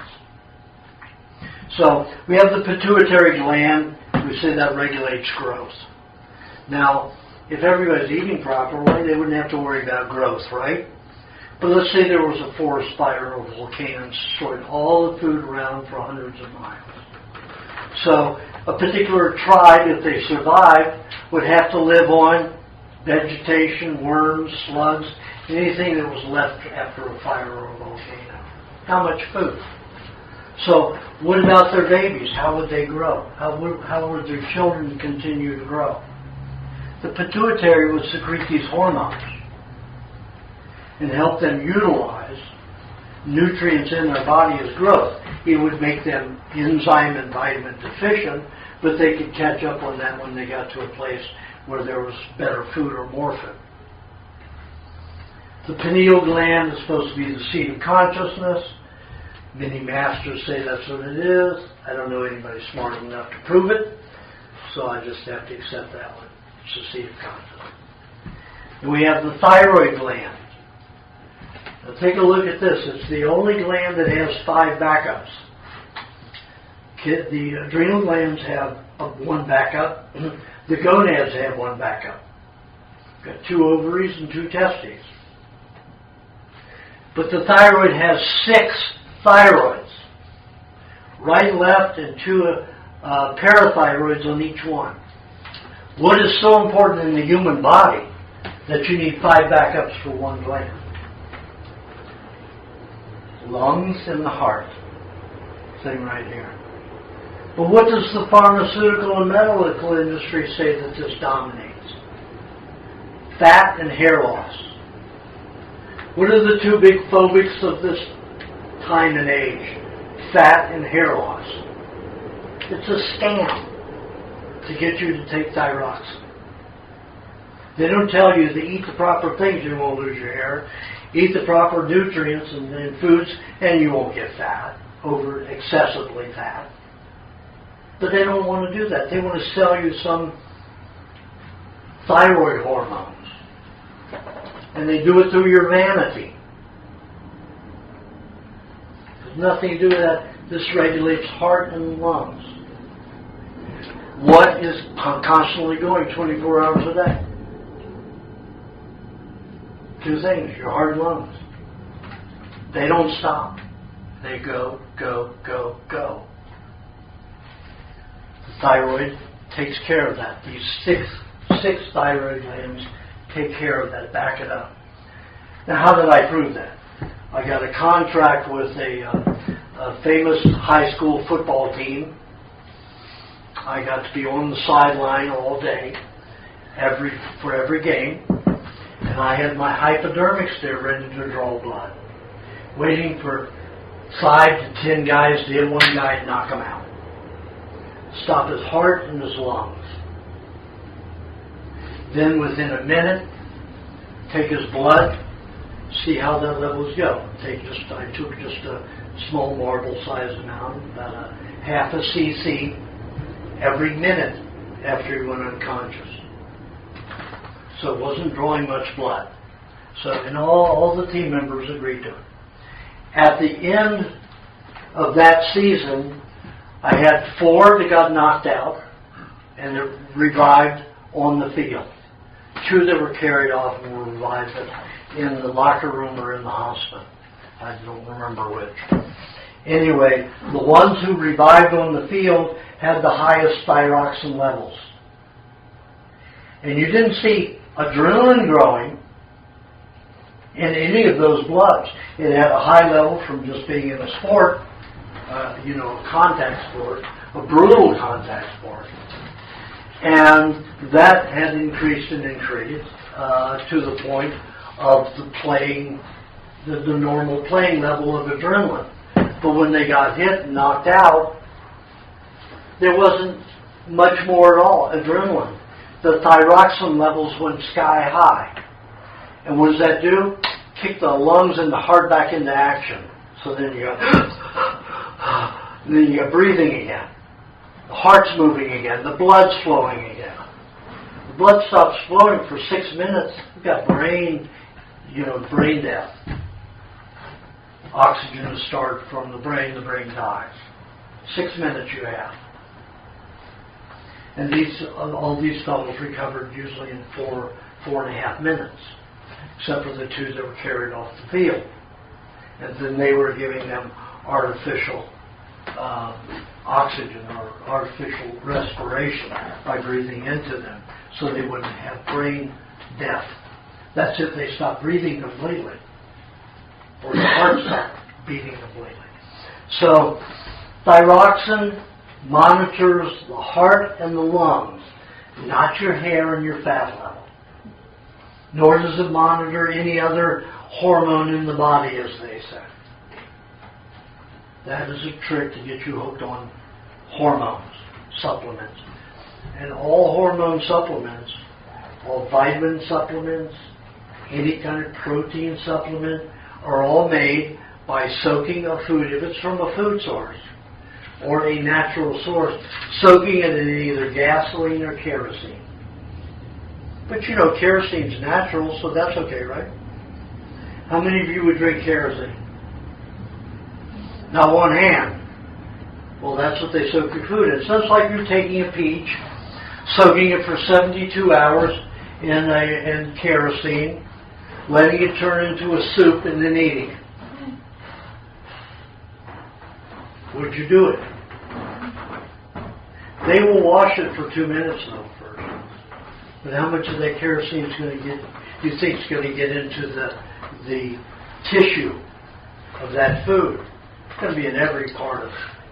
So a lot of people are getting high energy from what?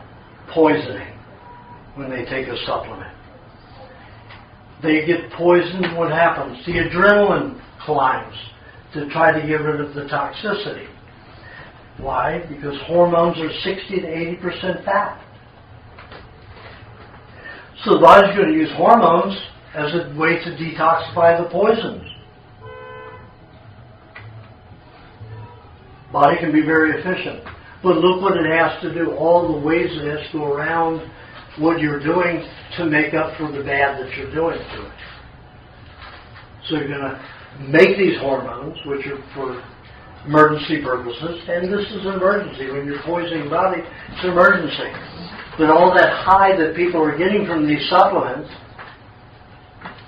and vitamins, which aren't real vitamins, because they're altered, and most of your vitamins are completely chemically synthetic. They're not even from a food.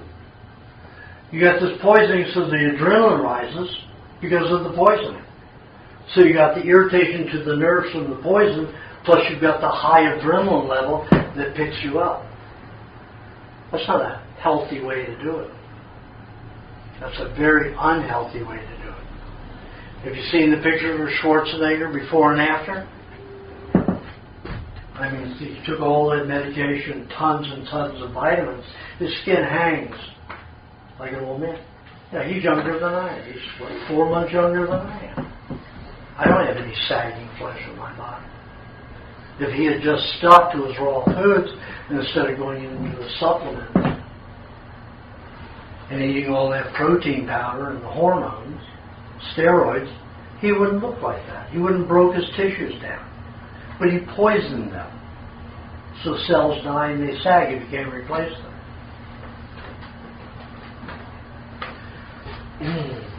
So let's go down to the next gland. We have the thymus.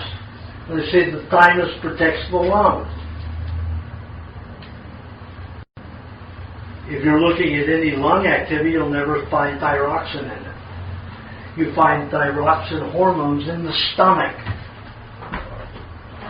The thymus gland. You'll find the thymus gland secretions in the stomach. When do you find most of them, or when did I find most of them? When somebody ate something that was poisonous. So the body was using the hormones produced by the thymus to protect the stomach. Let's say you got an insect bite, poisonous insect bite, or a serpent bite, a viper. And a lot of the poisons, the body takes them to the stomach and dumps them in the stomach. Why? Because hydrochloric acid neutralizes venom. Venom from anything. In fact, most of the venoms that you make is a racket too. They're going to take snakes and they'll put venom in there, and all they really do is put a lot of hydrochloric acid in it and say this is an antigen for your snake bite. And all they have to do is give you hydrochloric acid. They have to go through this big process of spending $1,000 for you to get one injection. $2,000 for one injection. Absolute horseshit. You just take some hydrochloric acid. Where are you going to get hydrochloric acid? Force yourself to vomit. Once that stomach starts contracting, it produces vast amounts. Stick your finger down your mouth. Make that stomach contort. And it will produce so much hydrochloric acid, you'll neutralize any venom. A few minutes. 5-10 minutes at the most. You don't have to go to some hospital. You don't have to sit there and debilitate and rot as those venom starts shoving down your nerves in your body. So then you can do that when you're nauseous, I guess, as well. When you're nauseous is when your body's already producing it. Nausea is the process of forming a lot of hydrochloric acid because you're dumping the poisons into the stomach.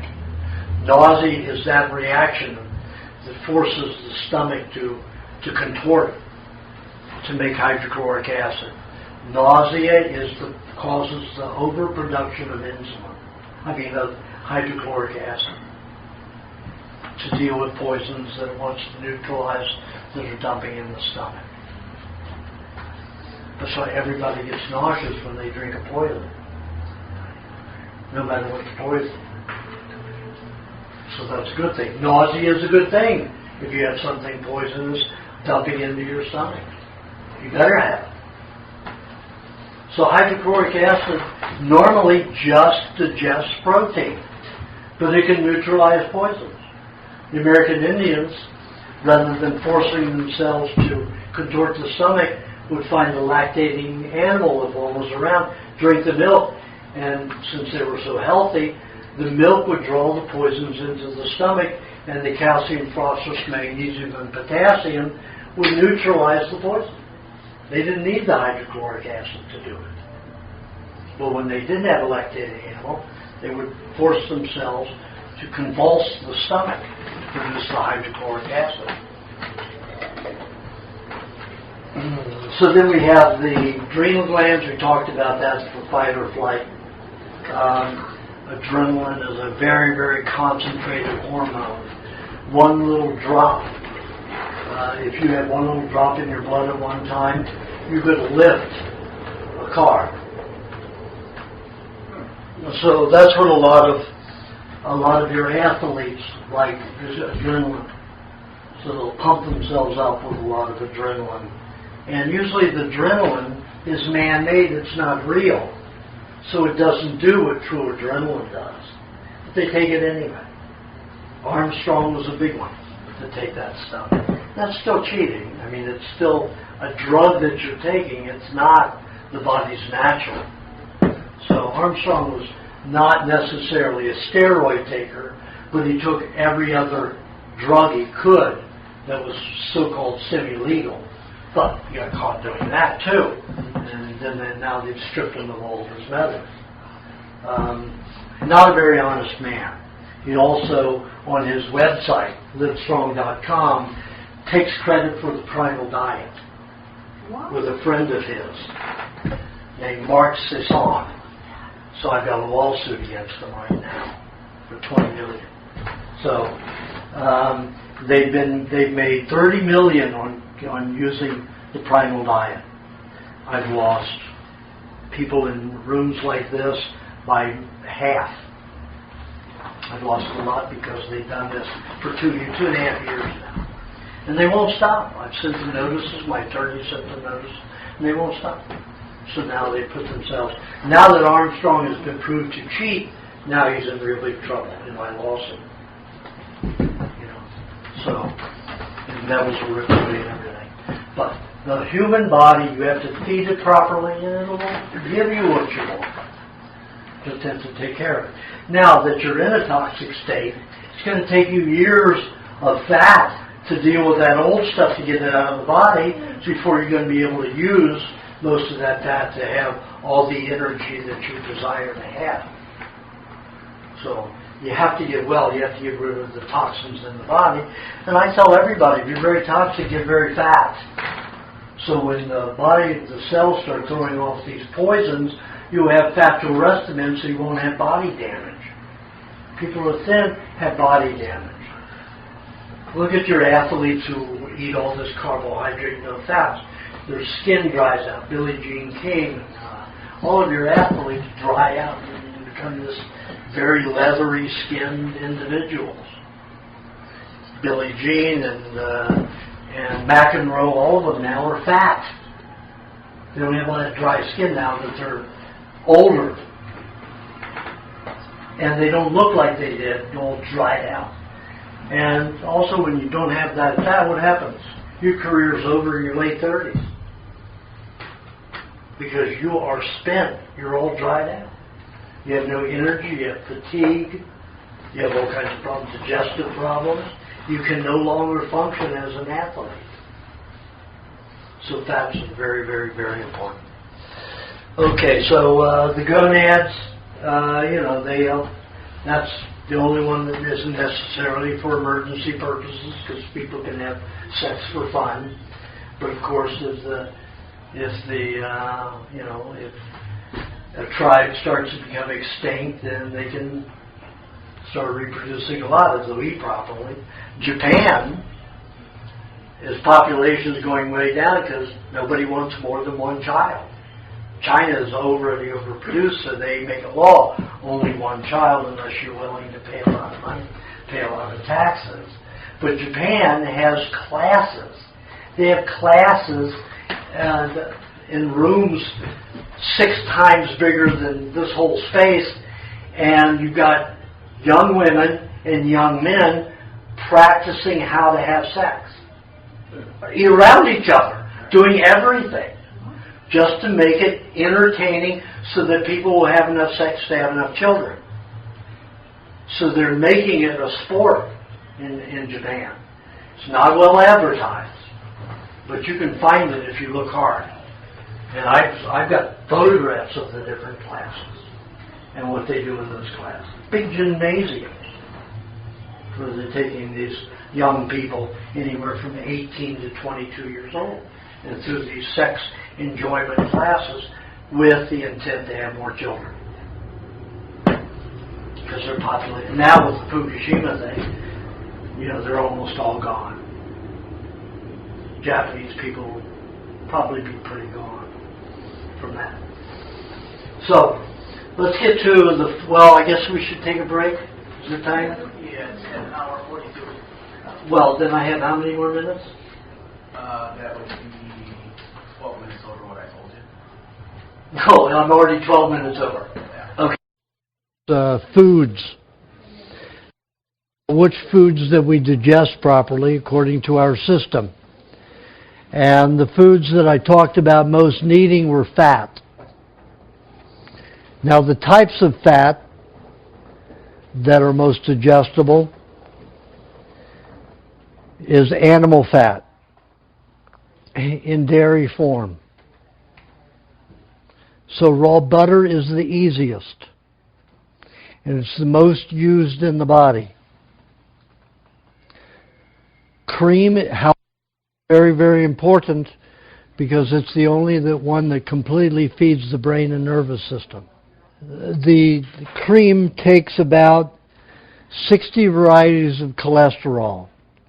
The liver can make up to 60 varieties of cholesterol, and a third of them will be used to utilize fat for energy, a third will be utilized for lubrication, and a third will be utilized for cleansing the body. All these cholesterols are very necessary. For as toxic as we are, we should all have very elevated cholesterol levels, at least 250. At least.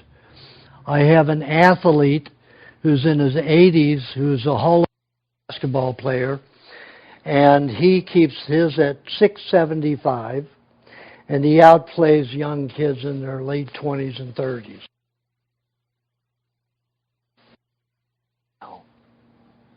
Now think about that, 675.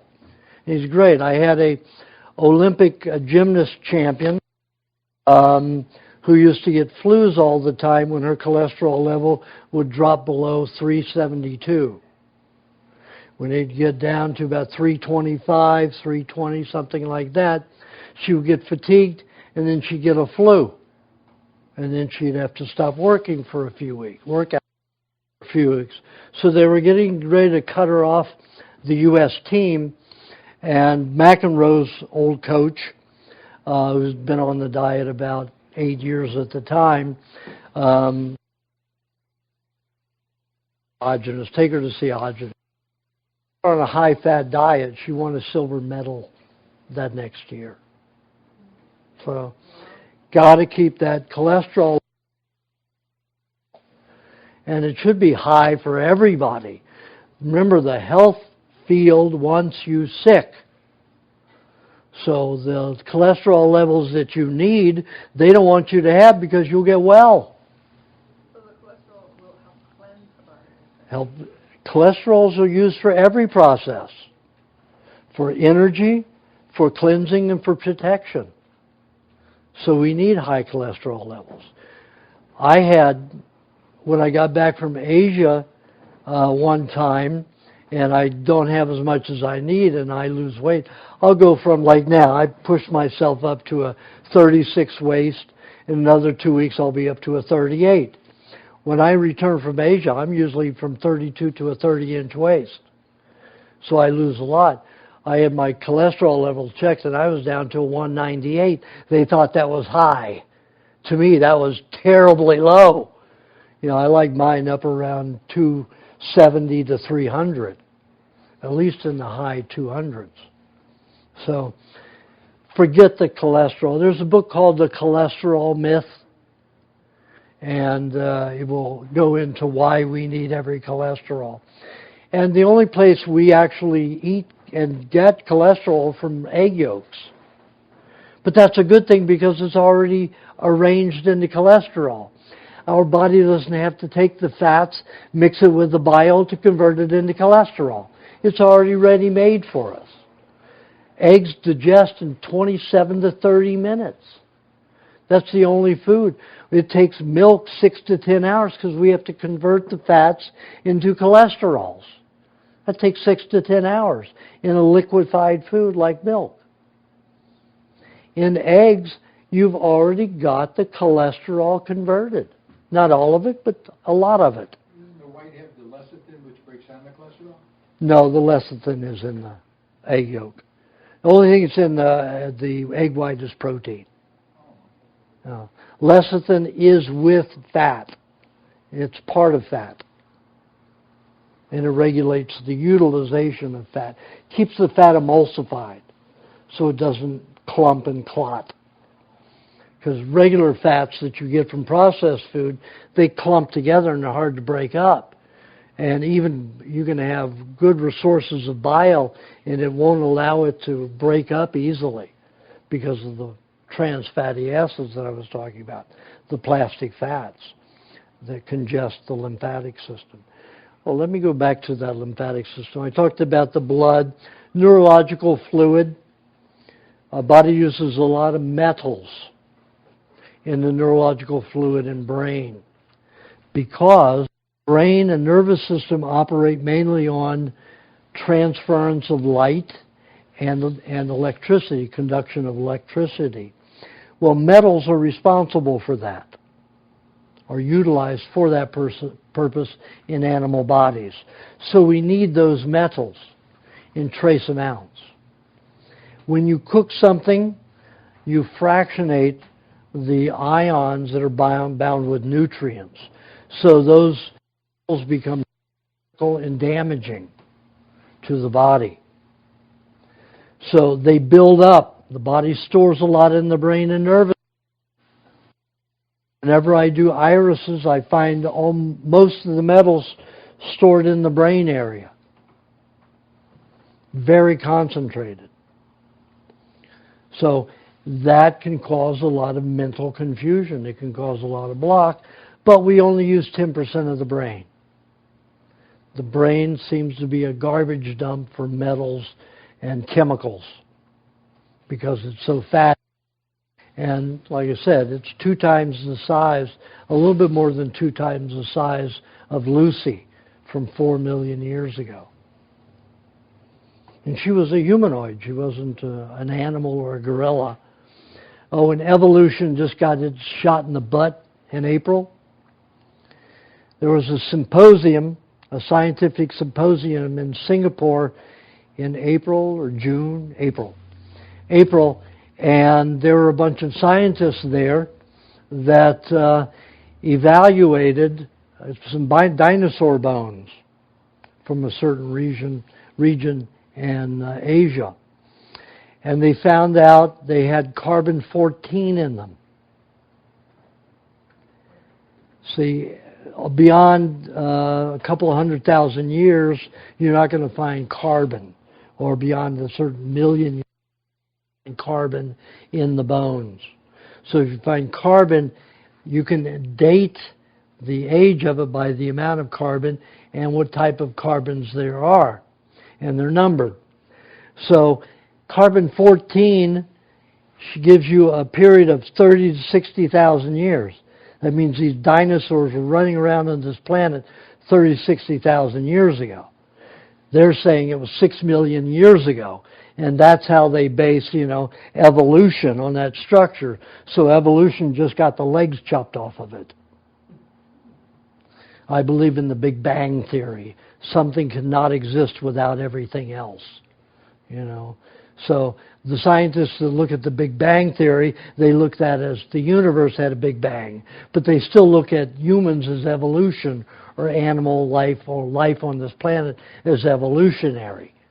But yet, nothing can exist without something else. They're all intricately connected, and you can't get one to grow on its own. Impossible.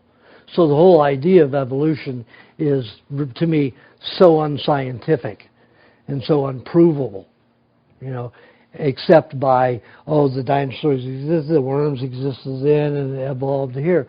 Now, the dinosaurs have been proved to be only 30, 60,000 years ago. It really chops the legs off of the whole evolution theory. What are we going to do? Serious stuff.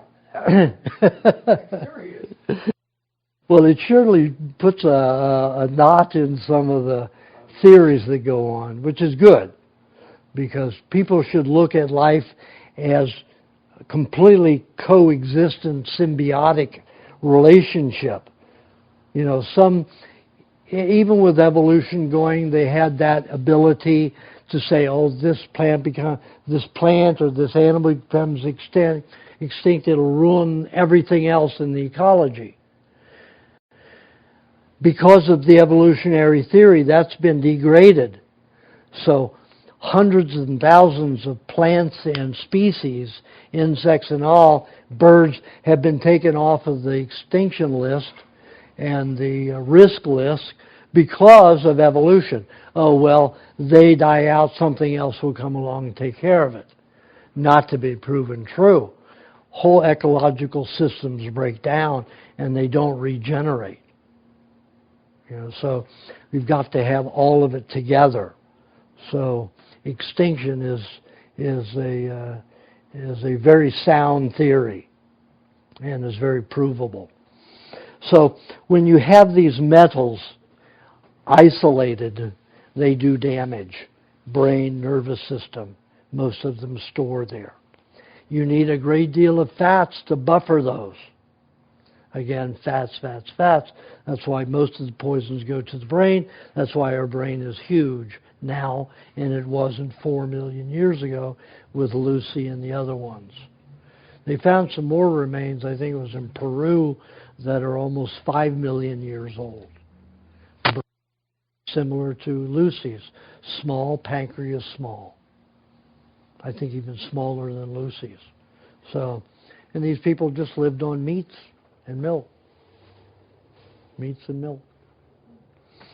Okay, so the proteins, like I said, if you put our digestive acids, the hydrochloric acid, and enzymes and other enzymes that are acidic to break down proteins from the human body on nuts, it only breaks down mainly the starches, not much of the proteins at all, and very little of the fats in nuts. So you don't digest nut oils very well. So we are meant to eat animal products, period. So other fats, avocados, really won't build the body. They'll help give you fuel energy, fat energy for fat for energy purposes and cleansing, but not for building the body. Oils pressed from anything except coconut are mainly utilized for cleansing the body as soaps. 90% olive oil, flax oil, any of those pressed oils. Those are the only two that you can get truly cold pressed. Peanut oil now, very high temperatures. You cannot get any other pressed 96 degrees or lower. What was the temperature you could get? Flax and olive. Oil, not a good, easy oil to digest, even to make fuel or cleansing from it. So it still will be cleansing, but it's still very digest. Coconut oil is a little different. You can use that very easily for energy and for protection of, not very much for building the body. However, it builds the body. Its oils and fats can. Now you've got two kinds of basic fats. You've got oil soluble and you have water soluble. If you look at the coconut, coconuts are 80% fat, 15% protein, 5% carbohydrate. Of that 80% fat, 93% of it is water-soluble fats. Nobody talks about water-soluble fats, yet they are the most important. You have more vitamins in them, you have more enzymes, you have a lot more nutrients in the water-soluble. The water-soluble fats are damaged at very low temperatures, so they don't even want to talk about them. So when you get coconut cream, 92 to 93% of that fat in there is water soluble. Makes the skin full and rich, cells full and rich. Oil and water don't mix. When you put it'll make the body hot, overheat it. Over-oiling means what? It'll have a tendency to malfunction. So your water-soluble fats are most important. You only need 7% oils in anything. In our whole body of the fat system, only 7% are oil soluble. So coconut oil itself, you think? Coconut oil is not that good. Coconut cream is your best fat if you're going to use a supplemental fat that's not animal. And a lot of people think, and the USDA tells you, oh, you've got a food pyramid. You've got to have this carbohydrate, starch, this vegetable, this meat, this and this and this. And you have to have all this complex diet of a lot of foods. They're just backing the food industry, every phase of it. I met a tribe in Philippines. It took me 3 days to get, and natives had to take me out there that used to live with the tribe. And when I got there, I found out what they ate. Basically 2 foods. They lived on 2 foods. They lived average about 135 years old, up to 150. The people in their 70s and 80s looked like they were in their late 30s or mid to late 30s. They had all of their teeth except for one, but she had a scar near one missing tooth. Now, can you imagine living? They didn't let me into the tribe, so I didn't get to see the people who were over 80 years old. So they had to come, they had to be brought to me. So I was the first white man that they ever saw. First white man to put foot on that island. So the government refused permit for me to go see them. So I had to go there. I could have be spending 10 years in jail if I got caught. So I couldn't take photographs or take anything to prove it. But they were incredibly healthy, and they lived on raw fish, which they caught and ate every day, and coconut. They would eat coconut meat, and they chewed it quite a bit. But that's what they lived on, 2 foods.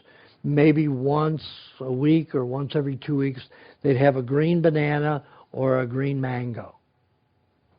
But that was rarely did they do that. They lived on coconut, meat, and fish. What liquid did they have? Didn't have liquid. No liquid? No liquid. Water? Well, they drink the coconut water. Or at some point? Yeah.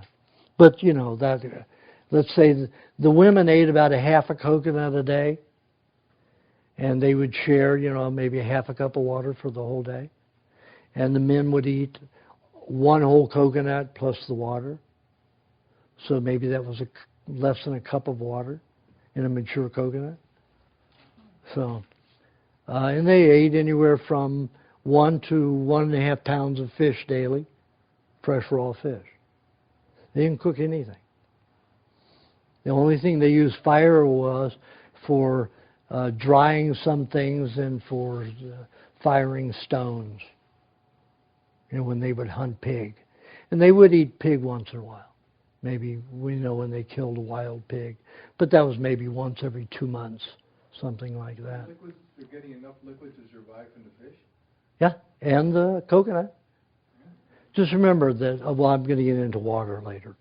I'm not for why we're Yeah. looking for milk or something, or juicer, but they're not doing any of that. So I'm saying, well, maybe I'm drinking too much liquid. You are. Yeah, well, I drink probably 2 to 3 quarts of milk a day. That's where all my fluids are. But I'm living in a toxic environment. When I'm over in Asia, I don't drink that much. But when I'm in the United States, it's toxic. When I'm in the jungle, I don't drink much. And I'm perspiring all the time, and I still don't drink much compared to here. Because it's non-toxic there. I'm in the jungle, clean jungle. No chemtrails, no exhaust. I'm the only vehicle. I have the only vehicle in that area. Maybe there are 5 motorbikes in that whole village that I'm near in Simpukan. There are probably inhabitants around that Air tribe, and there are only 5 miles. Jeepney hauls people from the town an hour and a half. Well, by jeepney it's 3-hour trip. With my FJ Cruiser off wheel, I can get there an hour and 20 minutes. So, it's very primitive out there, and there's not all that pollution. So the body doesn't need as much fluid to wash out the system. And I even eat less there. But I do lose the weight. And I have to force myself to eat. I carry 20, 25 pounds of butter with me. And I'll still go through one of those tubs, per week. 1 tub a week. When I'm here, I'll go through a tub in 4 days. So I have to stretch a tub there 3 more days, a pound of butter. So I do get less there. But I also drink less. Drink a lot less fluid, even though I'm in a humid environment. So water, what it does is it washes the nutrients and dilutes them. Your body cannot use an isolated water. Just because minerals are in something doesn't mean you can utilize it. Your body cannot absorb distilled water. All it does is dry and dry and dry and irritate and break the body down even more.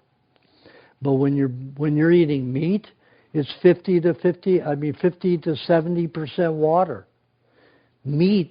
Raw meats are 50 to 70% water. You're 50 to 70% water. So are other animals. Milk is 86 to 90% water. This is 90 to 93% water. Everything in a raw form has a lot of water. More water than anything else.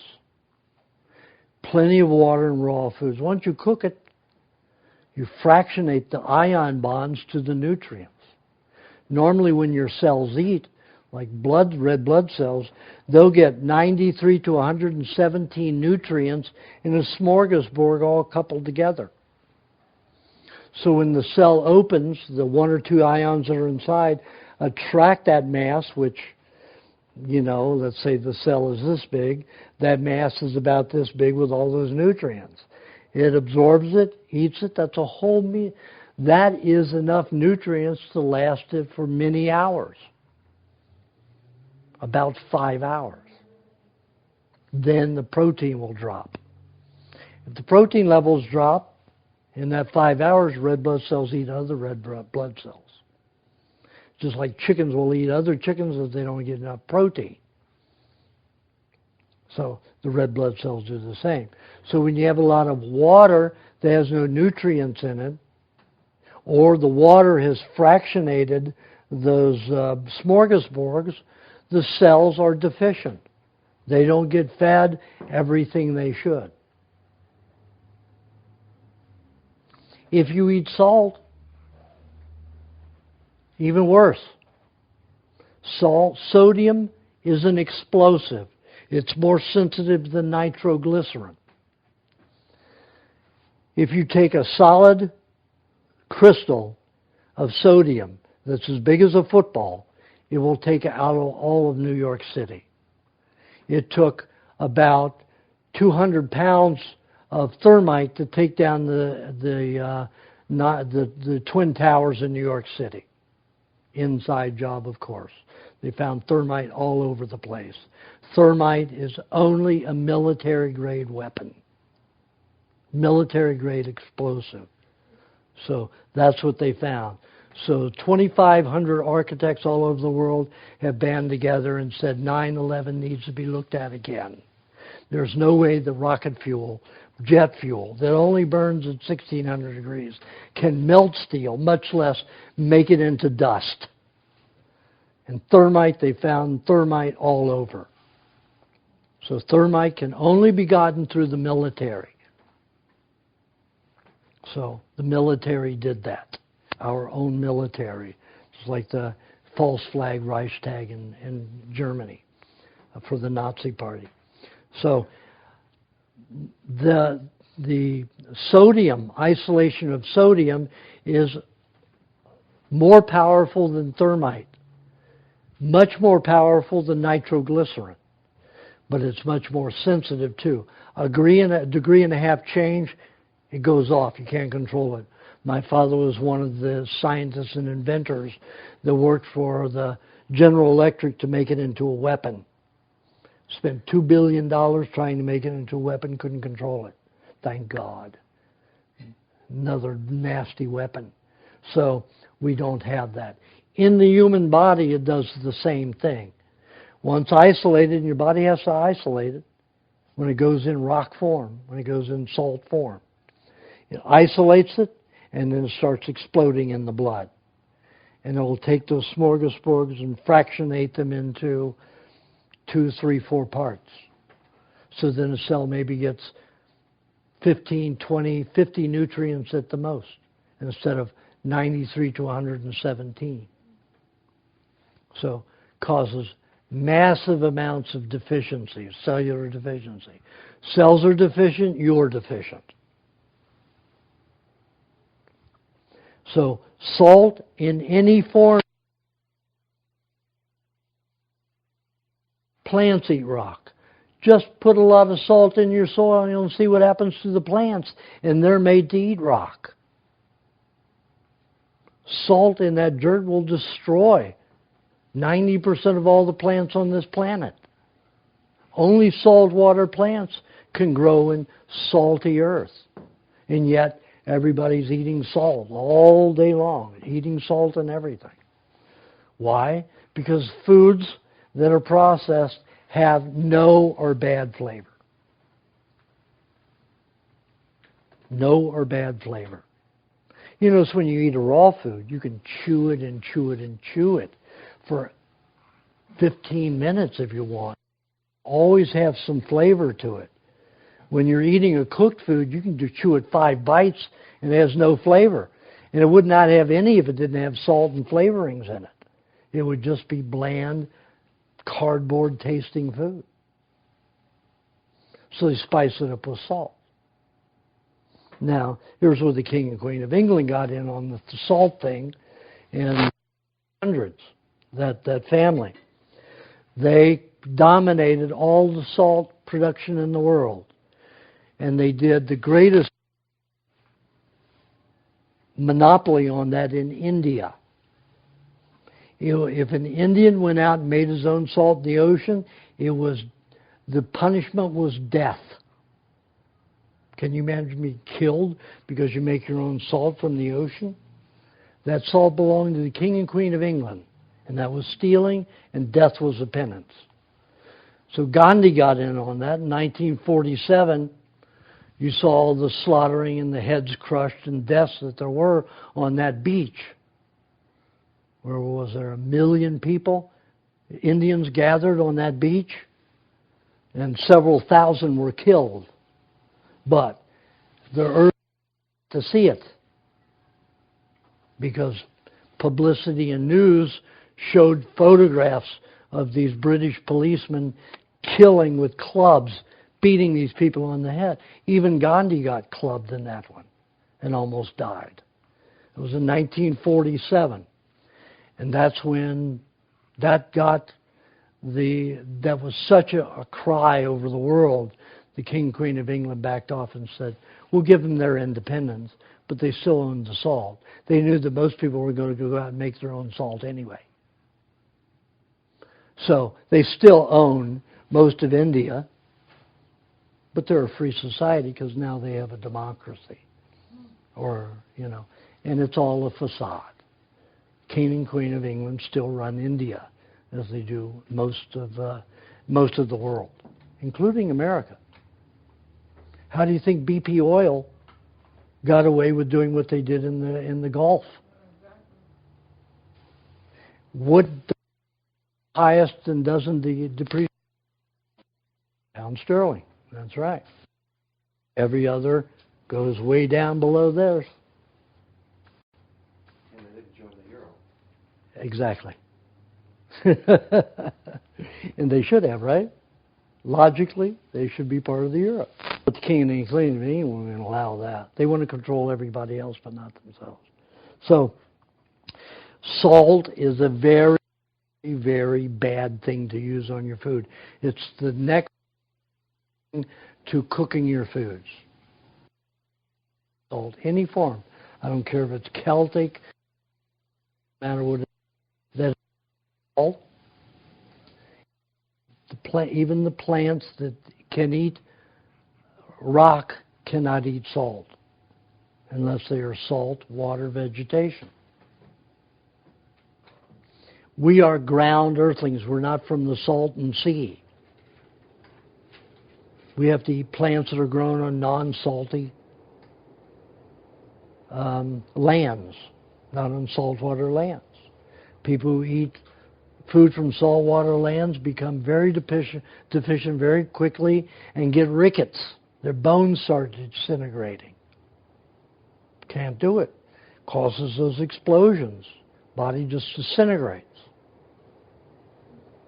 Now, a lot of people eat saltwater fish, like that tribe, and that's fine, because that's animals already converted it. So that's different.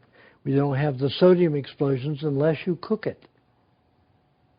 Then you have the isolation of the sodium and explosions when it mixes with other fluids in the body. Briggs amino acid is one of the worst. Most of it's from soy, and they soak the soybeans in kerosene. Oh my goodness. You weren't here for that. No. You got here late. Okay, so all supplements, all protein powders, Bragg's, all of them are made from soy proteins. And those have to be soaked for at least 72 hours in kerosene to be called natural. Those protein powders that are not called natural soak the soybeans in gasoline, hexane. So all of that is highly toxic. So, back to the fats. Talked about the cream, the butter, and the non-animal fats. Sour cream is a little different from fresh cream. Sour cream is where bacteria has pre-digested the fats in it. So sour cream is easier to digest than just regular fresh cream. It will digest fairly rapidly because the bacteria has already broken it down, doesn't need as much bile to spread the fat molecules out so the bacteria can invade it. Bacteria that exists in the dairy is digestive bacteria.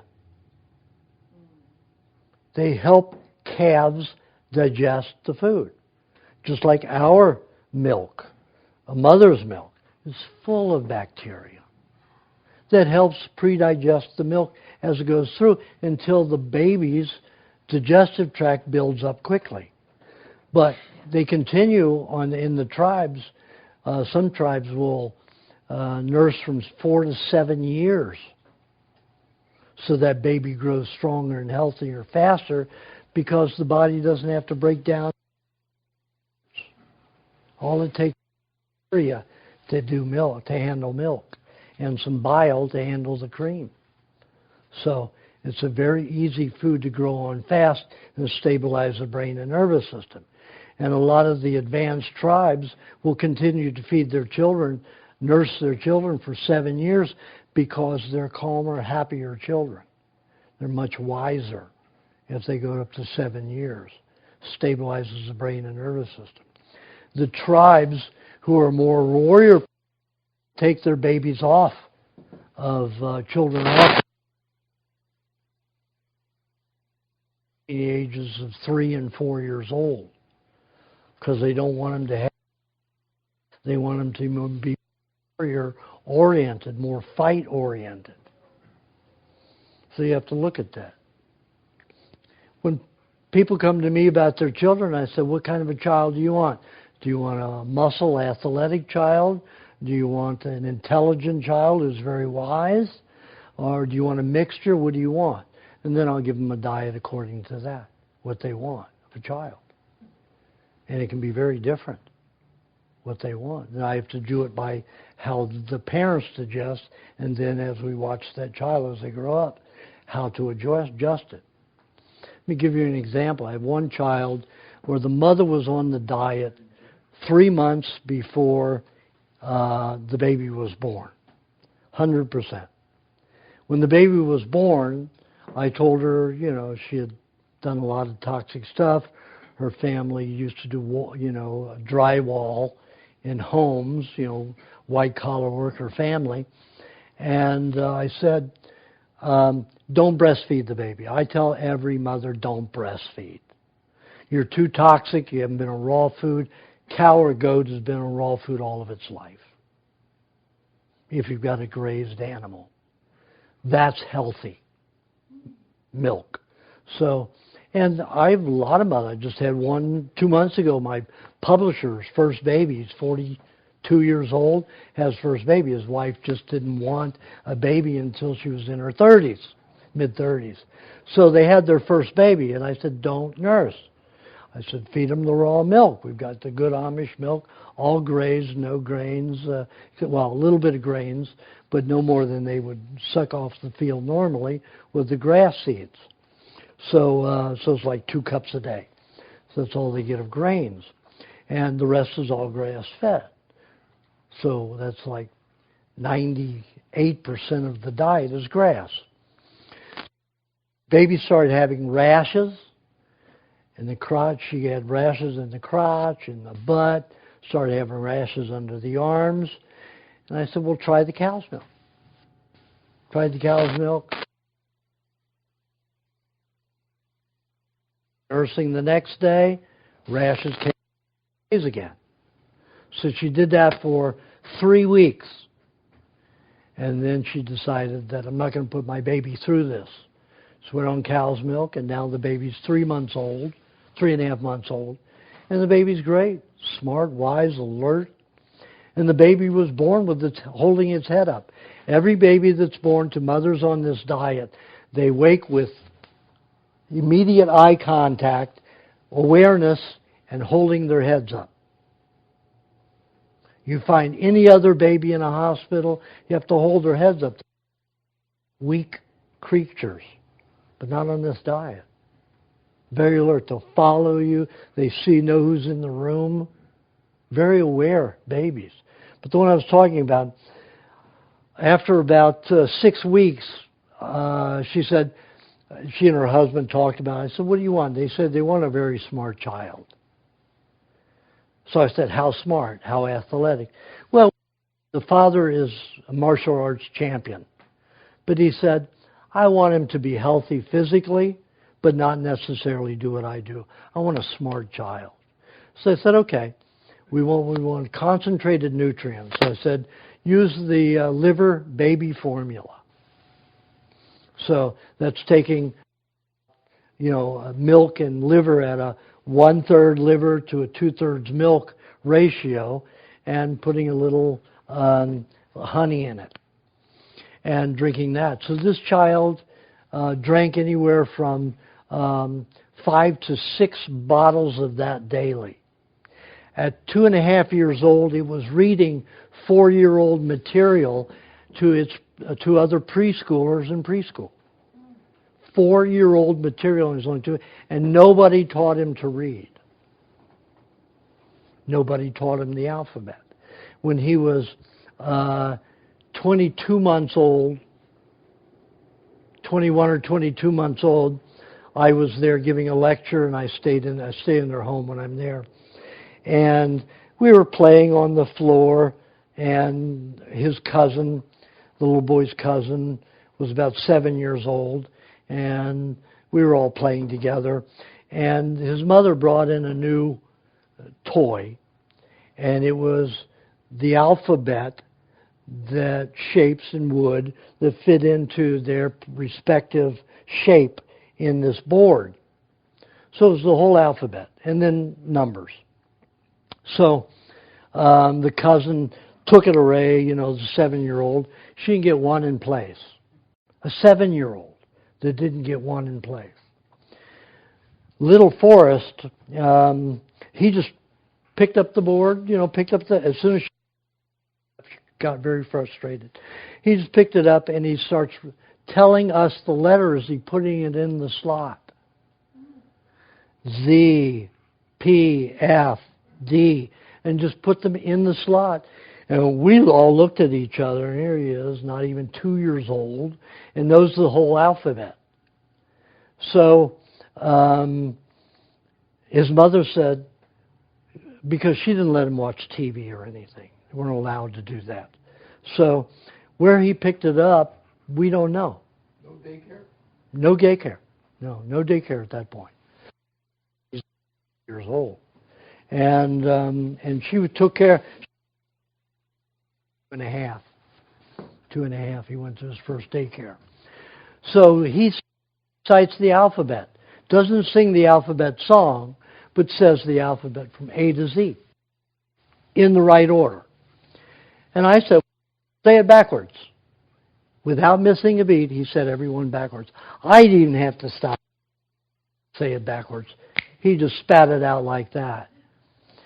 At 5 years old, he knew 180 countries of the world, where they were on the map, what political system was, and who the political officers were of that country.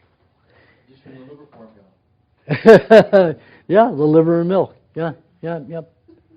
And I mean, this is the kind of children, when they're raised on this diet, that are like that. Got another child in China that was eating 6 to 7 of those a day. Of course, the father is different. He's about 6'3". The other one was about 6 foot. So this father was bigger, so of course the child's bigger. But just as smart as a whip. So if you want concentrated nutrients. Now, some of the people I know who are very skinny that I talked about and have a lot of trouble, even on this diet, advancing, I found that if they stuck with organ meats like liver and heart, they would do better. They did better. A lot better. Instead of just with muscle meats. Heart's a muscle, liver's mostly protein, the heart's mostly protein. So it seems to be a protein deficiency, even though as fats, they need so much fats, protein seems to be the link to harness these proteins to get them fat bound. So protein in a situation of toxicity is important, although I stress fats will chelate with them and bind with them, help get them out of the body. The key to taking those toxins and loosening them depends upon proteins. All the chelation therapies, which are used to pull metals out of the body and bind with them, all depend upon certain proteins. And those proteins are in raw apple cider vinegar. Yet people want to put these chemical soups, which are into people to remove them and get them more toxic with something else. It's a stupid process, and I don't understand it. And yet medical doctors are giving people these chemical soups because they chelate with mercury and other things like that. But they deposit tremendous toxicity in the system. It's another medical loop where you're trading one illness for another. So, not good.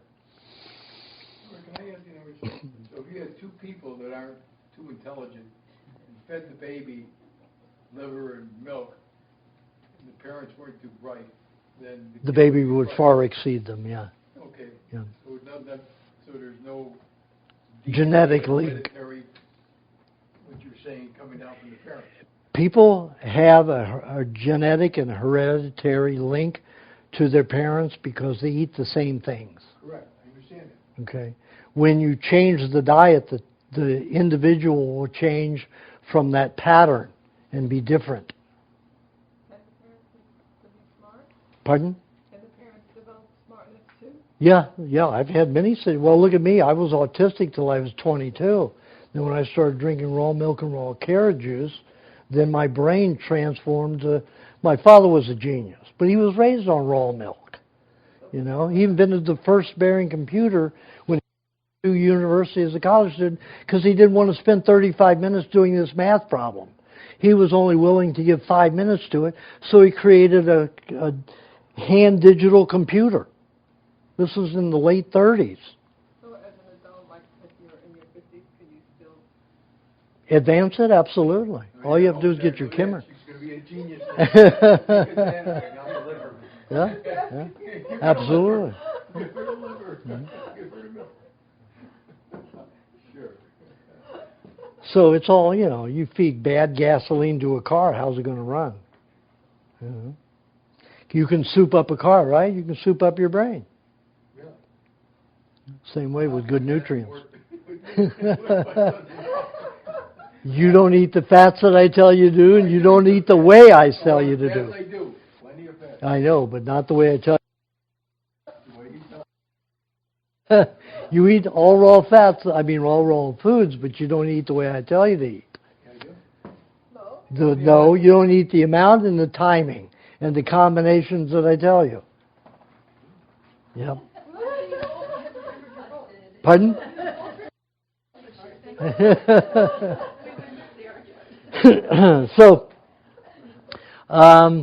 So the fats that, kefir and yogurt are pre-digested, lots of bacteria. You don't hear people putting enzymes in it. That's an enzyme from the stomach of a cow or a goat. You hear about putting bacteria in the milk to make yogurt and kefir, to pre-digest it. That is the key. Bacteria is the key, yet the pharmaceutical and medical industry and the health departments that are run by the pharmaceutical and medical industry believe that bacteria is our problem of disease. The bacteria theory. Nonsense, garbage. Remember, we have 350 bacterial genes to every one gene. We're not even 0.1% human. So think about that. We are bacteria.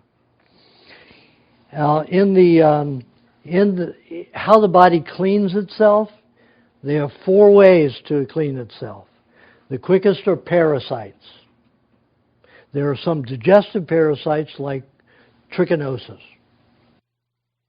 It's a worm, whipworm, that will eat 100 times its weight in 24 hours. That's a lot of waste absorbed as nutrients. Bacteria eats about 50 times their weight in 24 hours. So when we have the digestive parasite, we digest fast. That is proved by Joel Weinstock, Dr. Joel Weinstock, gastroenterologist at Iowa University. From the pigs and the farm who were very healthy and gave them to the unhealthy pigs university that were in a sterile environment. He gave them trichinosis. They got healthy in 2 days. So he decided to do it with humans. So he went to the and got a license to do it to 6 people. They all had to have suffered for at least 10 years on medical things without improvement. So he suffered 10, actually from 11 to 34 years, I think it was. 5 of the 6, now these people had inflammatory bowel syndrome and Crohn's disease, which means if they drank even water, they were going to get diarrhea, vomiting, and stomach cramping, all kinds of digestive complications. They were well in 5 days, able to eat anything and everything. No cramping, no diarrhea, no vomit, no nausea, nothing. In 5 days by being given trichinosis. How many of you have been taught trichinosis is terrible and you better boil and cook pigs till you can't see them, till it's black? It's all nonsense. Nonsense. The human and the pig have the closest digestive tract. And we're supposed to have trichinosis just like the pigs. Most of your healthy tribes all have trichinosis. And all of these very good, evangelists go over there and then give them injections and antibiotics to kill the trichinosis. And then they get sick, and then they get dependent upon medical therapy. Terrible, terrible stuff. So, now we also have janitorial parasites that go in and clean out the system, like tapeworms. Whenever an individual lives on completely carbohydrates, they will get 3 or 4 times in their lifetime.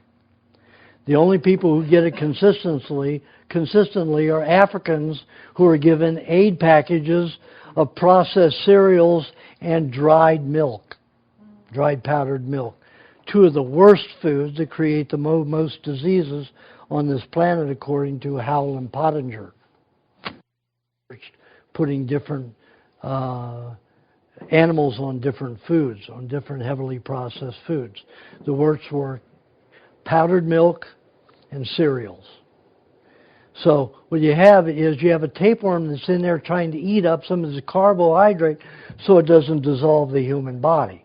So you got this in the stomachs because the people were only living on processed milk.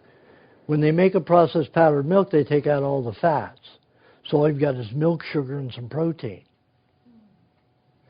Most of the dairy that you buy in supermarkets now, they have big names, Knudsen and all of those. What they do to the milk is they remove all the animal fat, all the animal protein. They add soy protein that's been dissolved in hexane gasoline. They add that there. When they finish, it's a blue soup, literally blue. It looks like chlorinated water, heavily chlorinated water. What they do to turn it white is they have dolomite. You go to these big dairy processing plants for these huge dairy companies, you'll see a half a mile of dolomite, piles, mountains of it. And they shovel that into this blue substance to turn it white again, to make it look like milk. Then they add that are produced in South Africa, laboratory, a special laboratory there, that make it taste like milk. They add hydrogenated vegetable oils, plastic fat, to make it creamy. Now, hydrogenated vegetable oils, it's like eating oil. Not good tasting, flat. Now they're flavored a little bit better. So they put all this flavoring in to make it taste like real milk. There is nothing in that milk that is milk anymore. It's completely a manufactured chemical substance, not quite as bad as Coca-Cola and Pepsi-Cola, which are completely chemical, but it's close to just being chemical. Let's say Coca-Cola and Pepsi-Cola are 100% chemical. This milk is now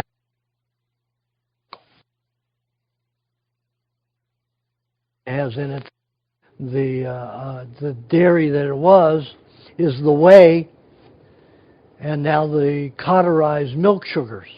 It's the only thing that's left in there that's natural. But it's got a shelf life of 500 years.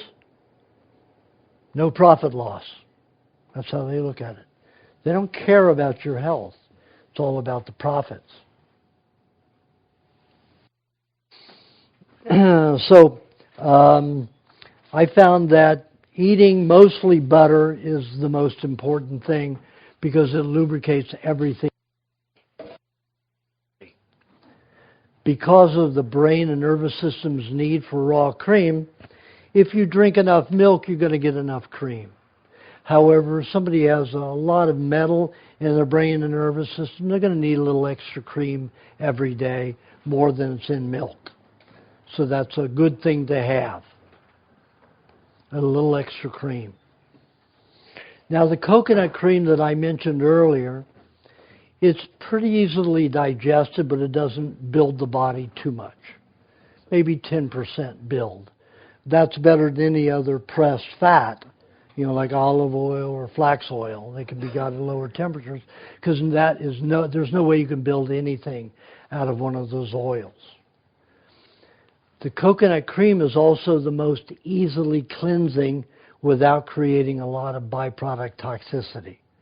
So coconut cream, I tell everybody to have anywhere from 2 to 4 tablespoons, a big guy up to 6 tablespoons a day with their fruit meal.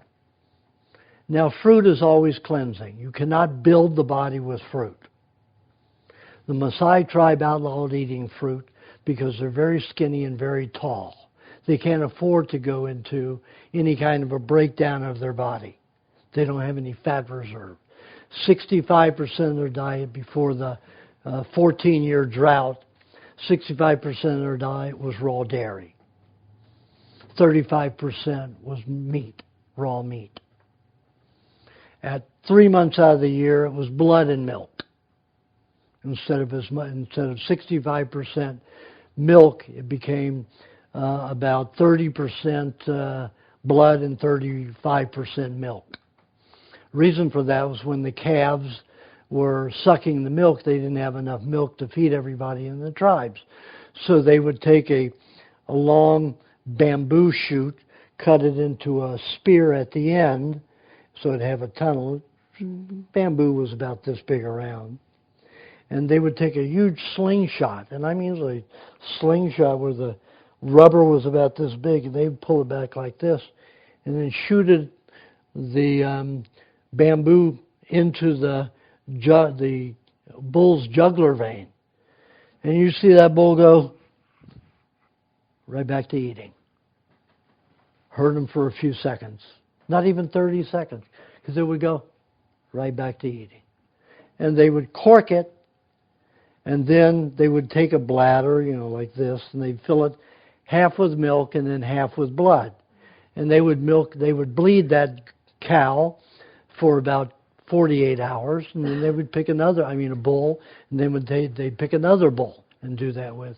And that was for almost a 3-month period out of every year where they wanted the calves to grow strong and big. Because it's a rough environment. Mostly the Maasai, had to cross deserts.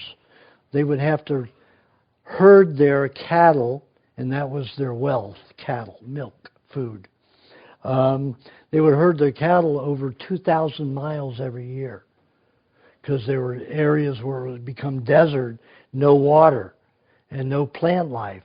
So 2,000 miles every year, they would herd their animals to a different area.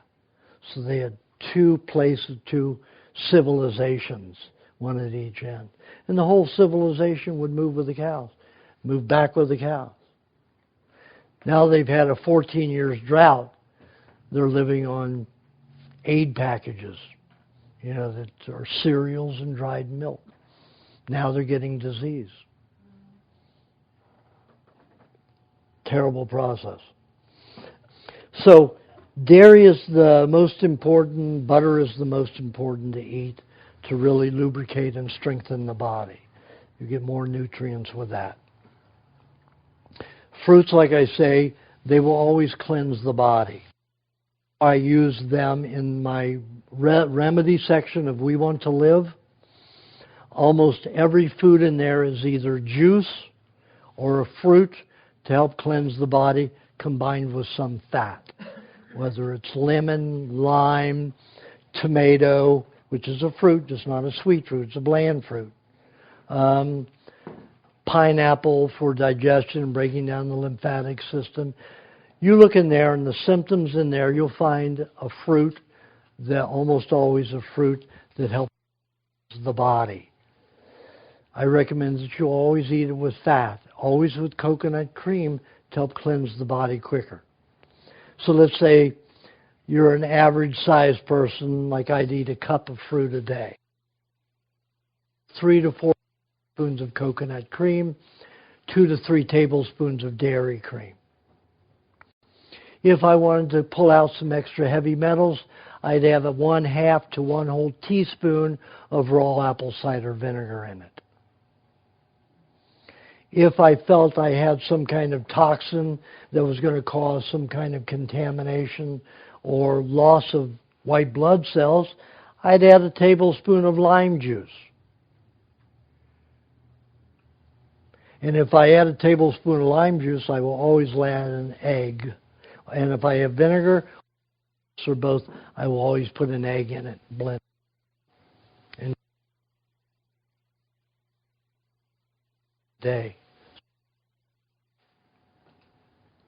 Now, if you want to keep the mind more alert,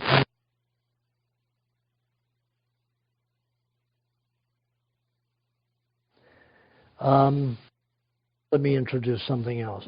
When dairy can be a healing property in dairy, the body lubricates itself.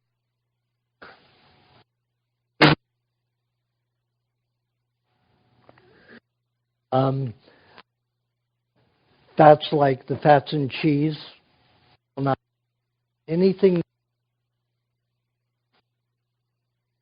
become dormant.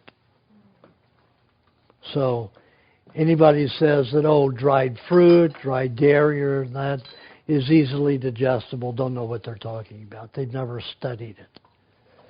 When I no salt, raw cheeses, the body sent 98% of it, 94 to 98% of it out of the body in the feces with poisons, especially vaccine poisons that often end up in the stomach. The stomach is the most resilient tissue in the body.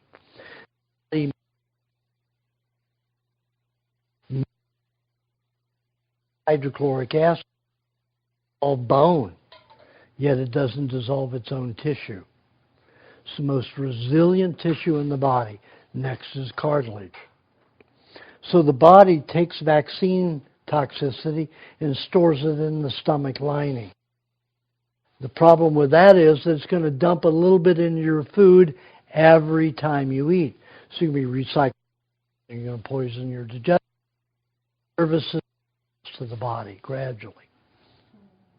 So eating cheese, raw, no salted, picks up those poisons.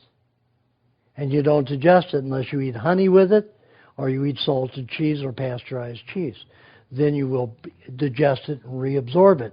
But when it's no salt raw cheese, 98% of it will pass out with those poisons. So you're not recycling.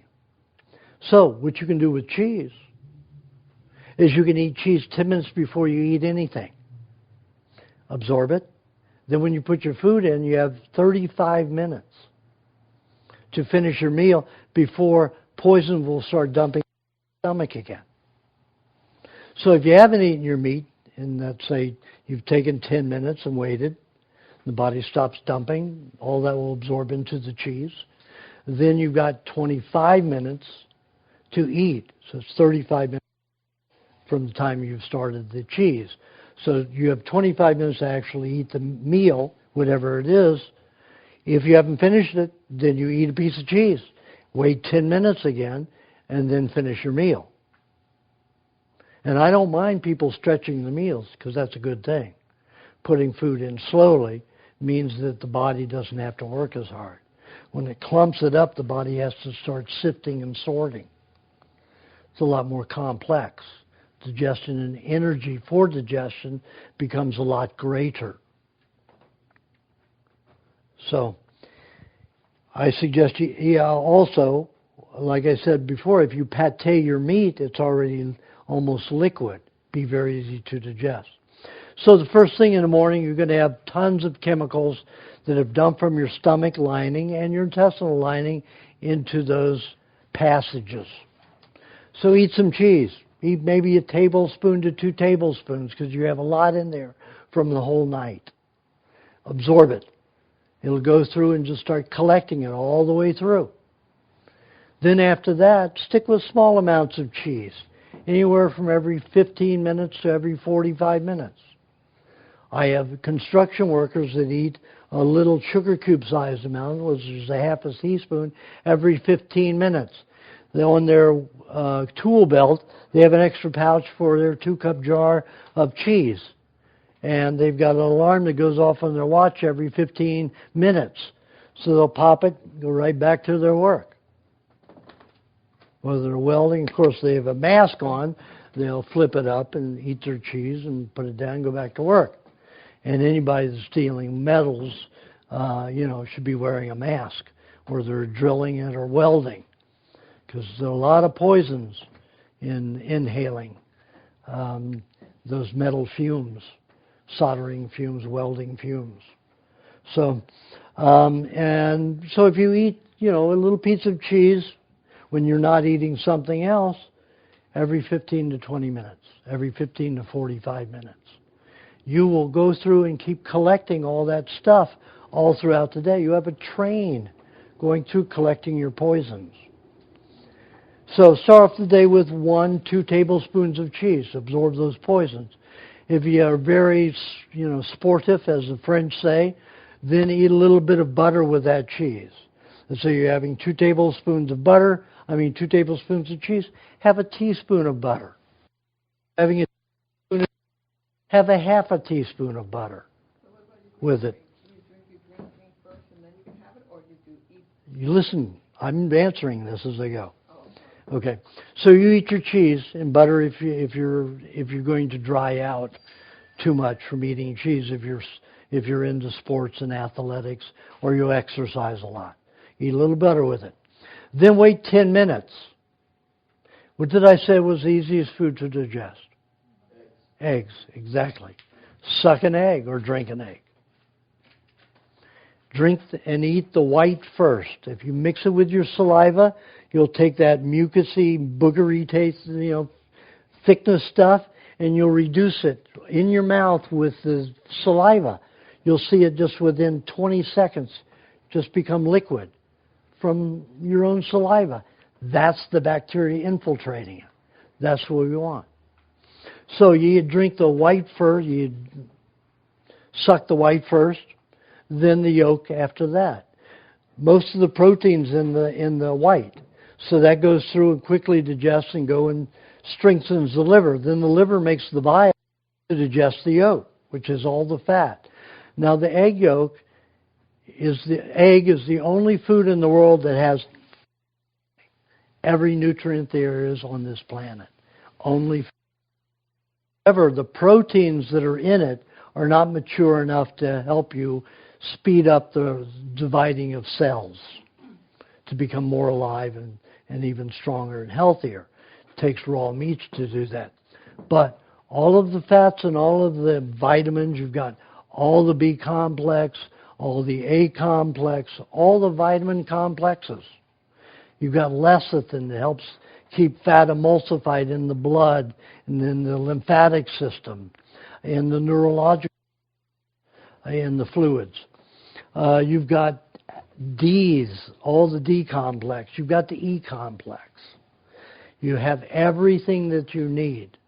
Now, E is mainly broken down into one because they only use oil, soluble E. But there's water-soluble E also. So there are more complex E's than they tell you about. So you have all of that in an egg. So the way to get the body fully working, brain-conscious focus, is to suck some eggs in the morning.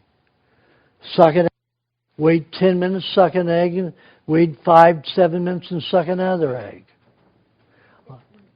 Can you combine them with something else if you're not big on eggs? It'll to digest it quickly, but that's okay.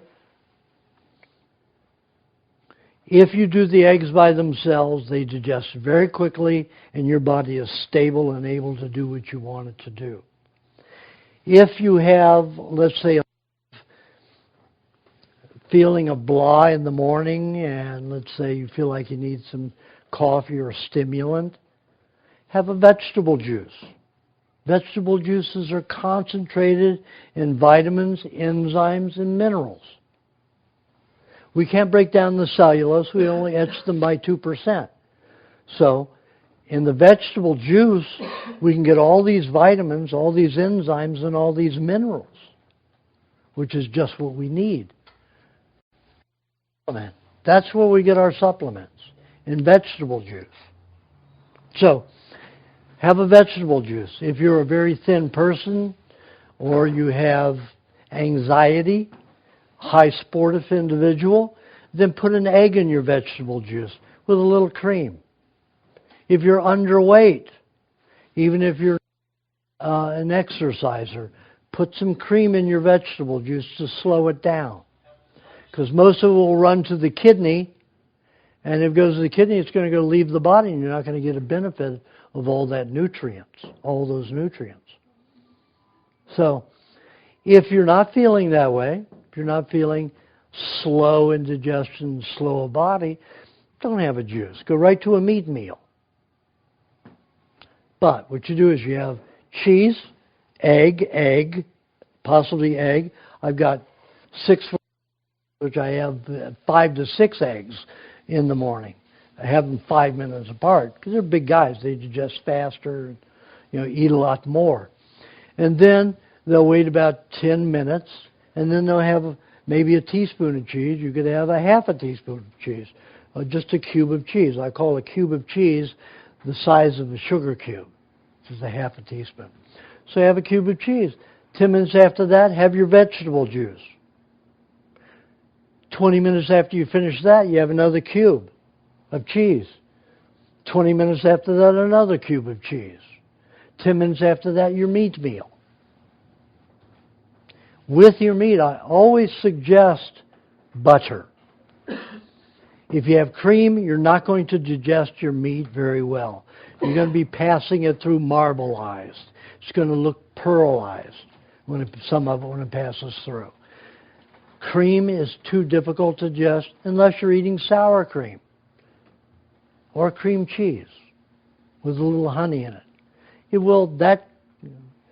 That cream is pre-digested, so you're not going to have the same result eating it with meat. However, butter will always allow the meat to be utilized as a building block instead of as fuel. Because the butter, 90% of the time, when butter is with meat, 50% of it will be for fuel. The other 50% will be for stabilization and protection of the cells. Butter at other times will be used for the body and other things. But I like to use the coconut cream for that because the body has a process of converting butter into a cleanser. It's a little complex. When it converts coconut cream, very simple process. I'm trying to reserve as much of your body's energy, whether it's digestion or conversion of anything, so that you can have energy to have your life. I have it down so well now that I sleep 3.5 to 4 hours a day. And I am productive at every minute of the day.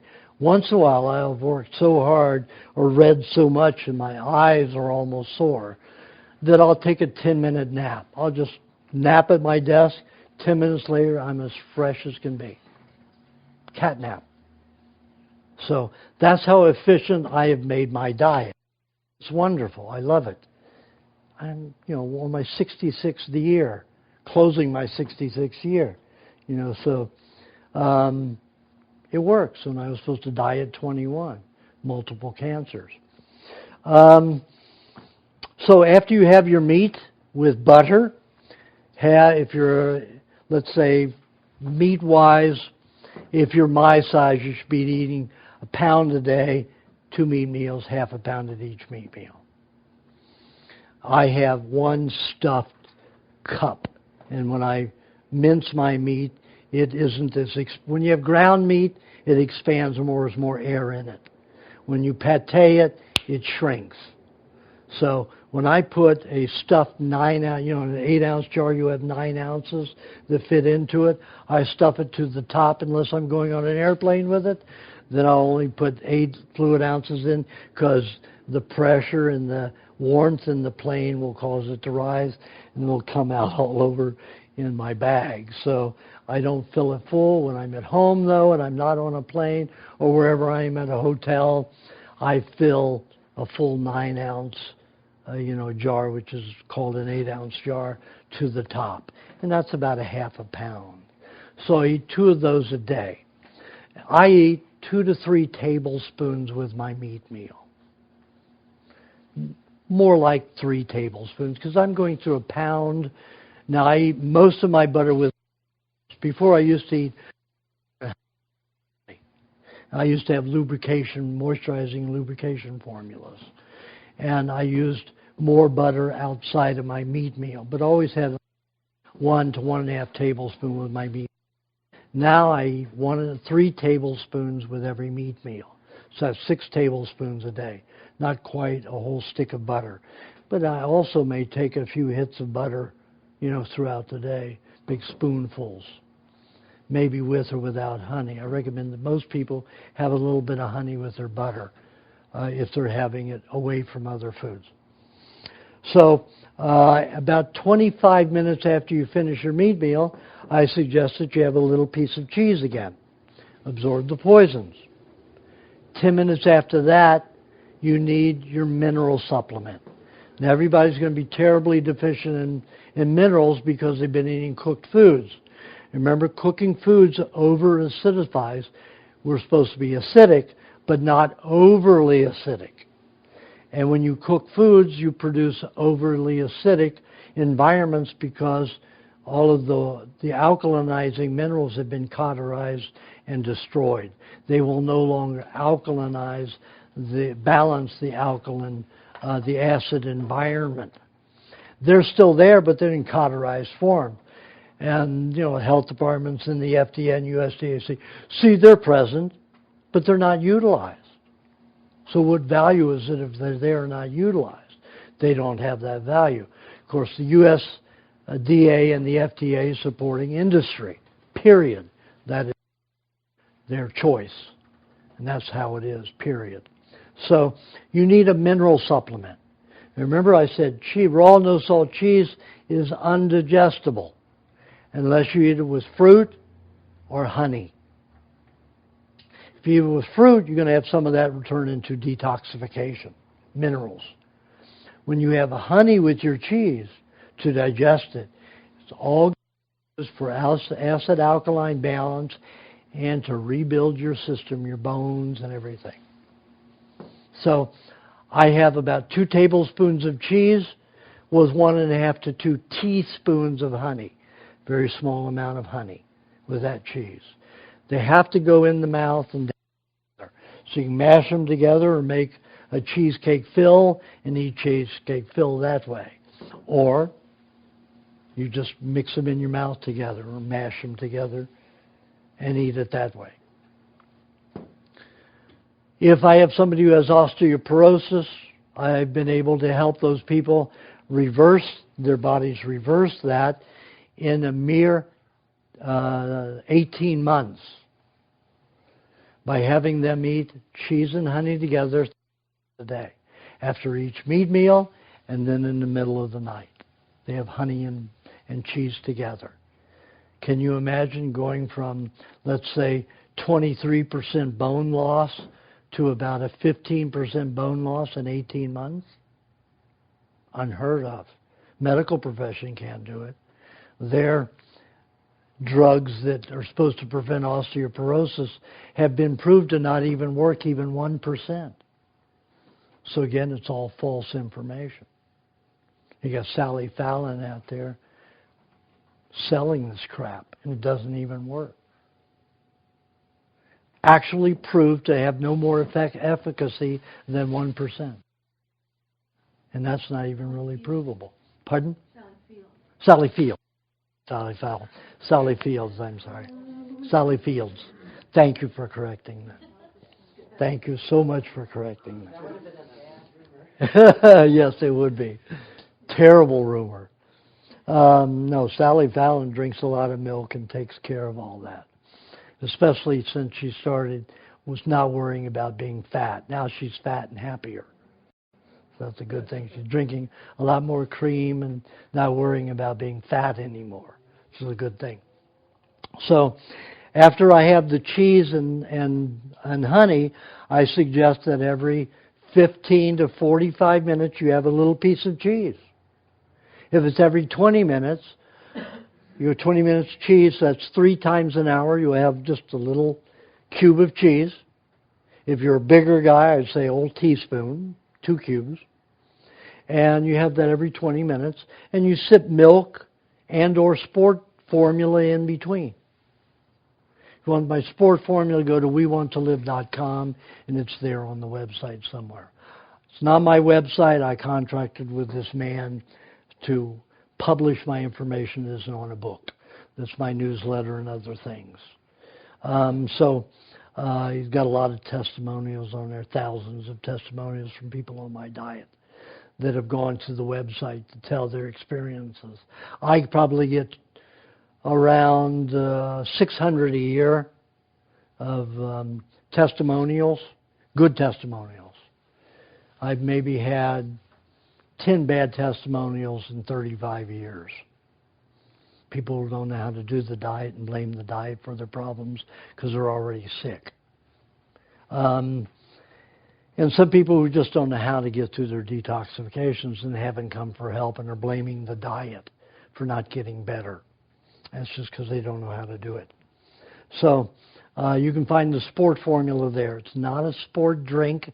It's called the sport formula, Aajonus sport formula. Don't want people to mix it up with Gatorade, which is all chemical. So I'll sip that. Cheese, I suggest people eat, the cheese. 10 minutes after that, sip on these things, maybe 2 ounces. Cheese 10 minutes after that, 10 minutes after that, sip. So you're having maybe anywhere from 6 to 8 ounces of fluid an hour along with that cheese. So you're doing it every 30 minutes. You sip in between, and every 30 minutes you have cheese, but that's only 2 cheeses an hour. But still, that's good. If it's every 45 minutes, then that means 2 every hour and a half. So you choose what you need. I will tell you, if you come to me personally, I'll tell you what I suggest by the contamination that I can see in your stomach lining. Happy wedding. Oh no, that's an emergency vehicle, isn't it? Well, getting ready to join the other side, marrying the other side. If they're going to the hospital, that's where they got a chance of going. I guess that's not funny, but maybe they won't suffer here so much. So sipping those things with the intermittent with the cheese, so you do that for 4 or 5 hours. And then, about 10 minutes after you've had the last cheese, then have your fruit meal. I told you have a fruit. Think about what fruit you need. You go into my remedy book section of my book, We Want to Live, and see what your symptoms are and choose the fruits that help your condition. Are we after dinner now? No, we're at lunch. Oh, we're at lunch. Yeah, anywhere between noon and 3 o'clock. Some people, if they get up late, it'll be 4 o'clock before this fruit meal comes in. Then after the fruit meal, of course, you wait 10 minutes and then you have that fruit meal. Then after the fruit meal, you wait 20, 30 minutes, however it is. When you have that cheese, 15 minutes maybe, have your cheese, sip cheese for another 4 to 5 hours. Then, if you're feeling sluggish, have another vegetable juice. If you're not, go right into your next meat meal. Cheese, 10 minutes after that, your meat and butter. 25 minutes after that, your cheese. 10 minutes after that, your cheese and honey. Big guy like you, I'd say have 3 tablespoons of cheese with 2.5 to 3 teaspoons of honey.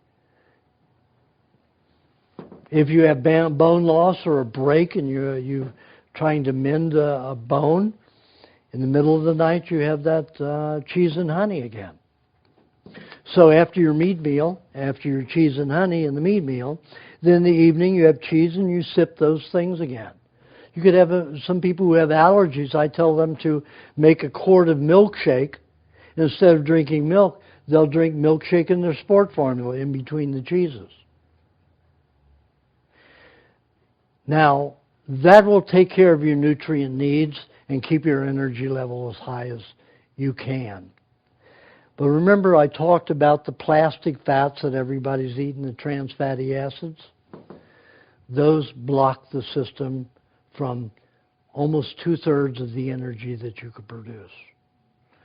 Imagine trying to clean your house with a full vacuum bag. How much are you going to be able to eliminate from dirt and scum from your house? Same thing when your lymphatic system is congested. Now, the lymphatic system is responsible for feeding every cell in the body and removing all the waste. But since trans fatty acids came into being in the 50s and prominent in the 60s, everybody's lymphatic system is congested. We have a wide network of lymph glands and lymph nodes under the arms, down the arms to here, in the neck, up the face, the back of the neck, down the neck, around here, and the rest of them in the thighs and all around in here. That's our greatest network. We have nodes and lymphatic system, just like we have circulatory system that weaves its way through every passage in the body. Now, the lymphatic system is supposed to take that food from the intestinal tract through a web network called lacteal system.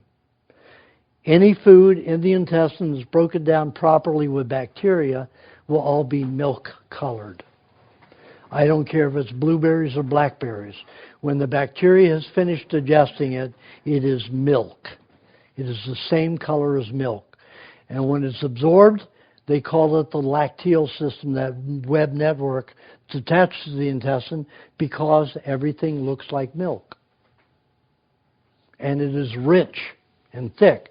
Then when it gets to the lymphatic system, the lymphatic system's bacteria transforms it into a translucent milk. Breaks it down even more to spread it to the whole body, to feed the whole body.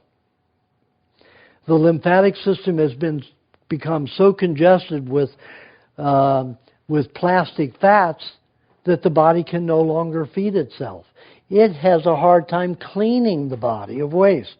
And it breaks these toxic compounds down, sticks them in the connective tissue to be perspired out of the skin. Well, those fatty plastic fat molecules are too large to get through the pores. They have to be melted to where they can change shape to get through the pore. So you can't get them out unless you heat the body up to about 105 degrees for a long period of time, at least 45 minutes. Some people have to go 60 minutes just to get it melted under the skin and out. Then to get heated all the way to the lymphatic glands and nodes is another 45 minutes in a hot tub at 105 to 108 degrees. Sometimes some do it up to 110. I can't take 110. I can take 108 at most. And for 90 minutes. When I had a hot tub, I'd sleep sometimes 4-6 hours in the hot tub. I'd just go to sleep under the stars, out there outside, hot tub, whether it was snowing or whatever, and just spend my whole sleep time in the hot tub. That's a great way to do it, because you will speed it up. 90 minutes is the minimum to get into the lymphatic glands and nodes to melt that stuff to get them moving. 3 years ago, when I had a group of people, about 60 people, religiously or regimatically have the cheeses frequently, at least every 30 minutes, and do the hot baths 90 minutes every day, the progress was 3 times faster. What they would clean in a year usually took people 3 years to do. I've had a couple of people that have done 5 years worth in 1 year. Pretty amazing. And I've had people who've just done the diet and not done hot baths and not done the cheese. Very slow. Very slow progress. They make progress, but it's very slow. Well, people complain about, oh, it's going to take me 40 years to get well on this diet. Yeah, but you can do the baths and the cheese, and you'll triple the time. Yeah. Quality of the water, should it be filtered? It's always better. I use a sand filter, a 300-pound sand filter is about this tall, about this big around, and holds 300 pounds of sand. Don't use salt water sand. Use freshwater sand or desert sand that hasn't been a salton sea or any part of a salt and water body. And for a 12-person hot tub, I had a Greek hot tub made, and it would fit 14 people. I only had a few parties, so I would only fill the hot tub up about this deep to take care of me in a prone position so I could sleep in it. But I used a 300-pound swimming pool sand filter to clean that water. Kept that water crystal clear. Even if I put coconut cream and wash my body with coconut cream and get in that water and even put vinegar in it, that sand would have it cleaned within hours. Clean it with no chemicals in it or anything. Algae would still grow, and the algae is good because what does algae eat? Algae eats rock. Algae eats metal. So I'd get a shag rug of algae growing in the hot tub. It's so silky and so soft, easy to sleep on. And then when it would go so thick, and the hairs would get about this long like a shag rug, then I'd scrape it off and give it to my garden.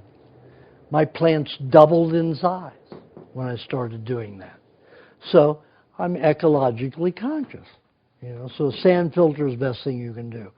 If you have, chlorine and fluoride in the water, you might want to put a HEPA filter first, and then when it goes directly from the pipe to the system that runs the hot tub, once it runs through the HEPA filter, paper filter, give us canisters like this, pretty big, so you don't have to change it but once every 3 months maybe, and get a coconut charcoal one also to go through, and then it'll go into the regular circulatory system that'll only run through the sand. Keep cycling. I would go 6 weeks never changing the water. And I just changed it because sometimes if I let it sit for a few days, I could smell mold, in not just algae, but other kinds of molds in the machine when I turn it on after a few days. But if I did it every day, I could probably run that for 6-7 months without changing the water. But I would go on my trips and come back, and it would get that way a little moldy inside. But as soon as I run the hot tub, it would be fine. I put all kinds of things in that water, and that sand filter would just make it clean. 4 or 5 hours of running it, clean as can be. And I put milk in it sometimes, and that probably caused the molding when I left, when I go away, but the sand would clean it. And I never cleaned that sand in 12 years. It was the same sand. Never replaced that sand. That was for a big swimming pool, and I did it for a hot tub. So that's all you need. When it first goes, you need to filter it, and then once it's filtered, the sand filter can take care of it. Okay? So, before you go to bed, you would go back to, after your second meal, it's cheese, sip, until you go to sleep. Then sometime in the middle of the night, something with protein in it. Do not go more than 5 hours without eating. Like I said before, if you go without eating, the protein level drops, and your blood will start eating, your red blood cells will start eating other red blood cells. Then what happens in 8 hours, you wake and you've lost 2 to 3 tablespoons of red blood cells. You are anemic. You go 10 hours, 4, even 5 tablespoons, or 4.5 tablespoons of red blood cells. That's anemia. So you have these people who sleep 8 to 10 hours, and they wake up groggy, and they have caffeine, nicotine, whatever it is, or even a drug to get them going, because they're anemic.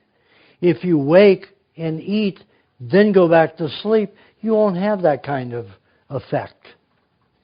If you're a hyperactive person and you wake in 5 hours and eat, and you have too much energy to go back to sleep, then set your alarm for 3 hours.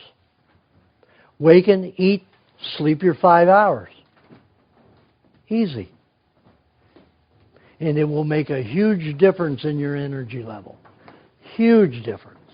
When you wake, you'll have energy to go and think.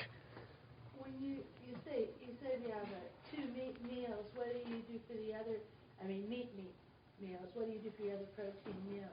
That's it. 5 hours. You can eat eggs all day long. You can suck on eggs here and there all day long. But I suggest that only people who have diabetes or blood sugar problems break their meat meals up into 3. Only for maybe a couple of years, for them to get more balanced. But in the middle of the night, you could suck a couple of eggs, you could have a half a cup of milkshake, you could drink half, 3/4 cup of milk, something during the night, middle of the night. Okay? I'm very close to it, yes. So, I've gone over the water and salt. That's usually how I finish, but I got into that earlier. So, yes, Q&A. I was exposed to a lot of, I think it's polycarbons, the exhaust off of semi-trucks. Would that be similar in what you were, with the hydrogenated plastics? No, it's very different. When you've got benzene, those, and diesel fuel discards, it's a lot of heavy metals and gases. So, How would it differ with what you use for food? pardon? How would you use the food to work with that? Well, you just coconut cream, just eat the normal. Things that would break those down are dark berries, or a combination of dark and light berries and pineapple. I'll break that stuff down. Pineapple, I had a bad reaction to pineapple. Maybe it's what I ate. You don't have it alone, and you have it with the coconut cream and dairy cream. You don't have it alone, and you have a small amount. Let's say you'd have half a cup of berries, mixture of different berries. Darker berries are a little bit better for diesel fuel. And then have 2 ounces of pineapple. Then you have your coconut cream, your dairy cream, your vinegar, and your egg. Put it all together. What's the vinegar? I explained it. It has amino acids that attach together. Yes. Raw apple cider vinegar.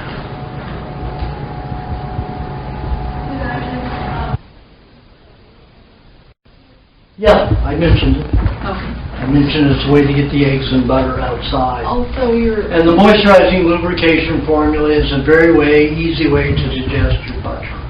Fat, concentrated fats, like in butter. The what?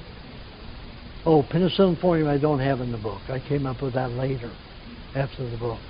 Penicillin formula depends upon the size of person. But in a medium, it is 3 ounces of lime juice, 2 ounces of honey, 2 tablespoons of lemon juice, 1 to 2 teaspoons of apple cider vinegar, 3 to 4 tablespoons of coconut cream, 1.5 to 2 tablespoons of dairy cream, and 1 egg. You'd have that in place of a fruit meal if you had a lot of fungus growing in your body. Or let's say you were in an accident and had asphalt in your tissues. You squeeze lime juice on it. It'll surround asphalt particles so your body isn't using white cells to surround it, to keep it, to try to break it down and stop damaging cells. Lime juice will coat it and keep it from outgassing and damaging cells. So you save your white blood cells. Pus is 98 to 99% white blood cells, fatty cells, not poisonous. What's poisonous is what the fatty cells are trying to contain. That's why dogs and cats will go lick your pus any day. They want those good, healthy white blood cells. Any animal will lick your pus. They want those white blood cells. But to avoid that, you put lime juice on. You bite into something and scream a lot while you put that on the wound, and it will surround any foreign particle in there so you don't use your white blood cells. Then what happens once you heal, over the next couple of years, you have little that come out like a little bitty wart that just peels off. And they just peel off with no distress to the body, no scarring, anything. So not lemon. Lime will do that. Lemon is an antiseptic. Lemon juice, lime is an antiseptic. Lemon juice is a bacterial instigator. That's why it's good for marinating meats in it, because it doesn't stop the fats. I mean, bacteria. It encourages bacteria. It encourages fermentation. Lime juice prevents fermentation. Okay? Age can you give custard, papaya, and at what age can you give nut formula to an infant or a baby? Well, I mean, you can give them just, a little pea-sized amount, probably after 3 months old. And probably by 1 year old, you could give them a teaspoon at a time, but always with some kind of cream or fat, or blended in or mashed in something else, not a fruit by itself, unless you want them to start whining and get fussy. Even absolutely, butter and honey. Any Small amounts of honey, a lot of butter, you can give that. I mean, they will come to a point where they can't digest more and they'll stop eating it if you give them too much. But as long as the child will eat it, eat as much as they can. Yes? Okay, what about regrowing teeth?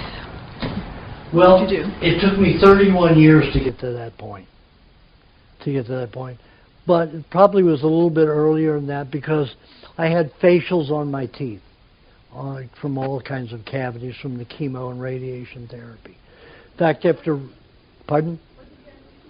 cavities all over. In fact, after the radiation therapy, it gave me the blood and bone cancer and rotted all the bone around my teeth, so they dangled in my gums. So if I bit on my own teeth, I would bleed. I'd bleed half a cup a day. I was getting up to 2 transfusions a week. They wanted to pull all those teeth. Here I'm going to die in a few weeks, and they want to pull all my frickin' teeth. Really insane, these people, doctors. So I absolutely said no. I mean, I was still autistic at that time and really didn't understand language, but I understood pulling teeth, because I had 4 teeth pulled when I had my braces put on at 15 and a half, and I knew what pulling teeth was. I wasn't going to go through it, not accept it. And a year after drinking the raw milk, the bone regrew. It took a few more years to be completely stable, but it actually regrew. And the chemotherapy and the radiation did a lot of damage to my bones and teeth. And most of the teeth aren't broken down by bacteria. Nonsense. What happens is your brain's so full of metal poisonings and other chemical poisons, most of it dumps down into the gums, the tongue, and the salivary glands to be dispelled, just like your stomach does. Dumps it into your food. So a lot of people do what they call oil pulling. They'll put like a tablespoon of fat in their mouth, oil, and swish it around for 10 or 15 minutes or even 30 minutes, and then expectorate it. That dumps a lot for the day, and that's a good thing. If you don't do that, gradually coat the teeth, eat into the enamel.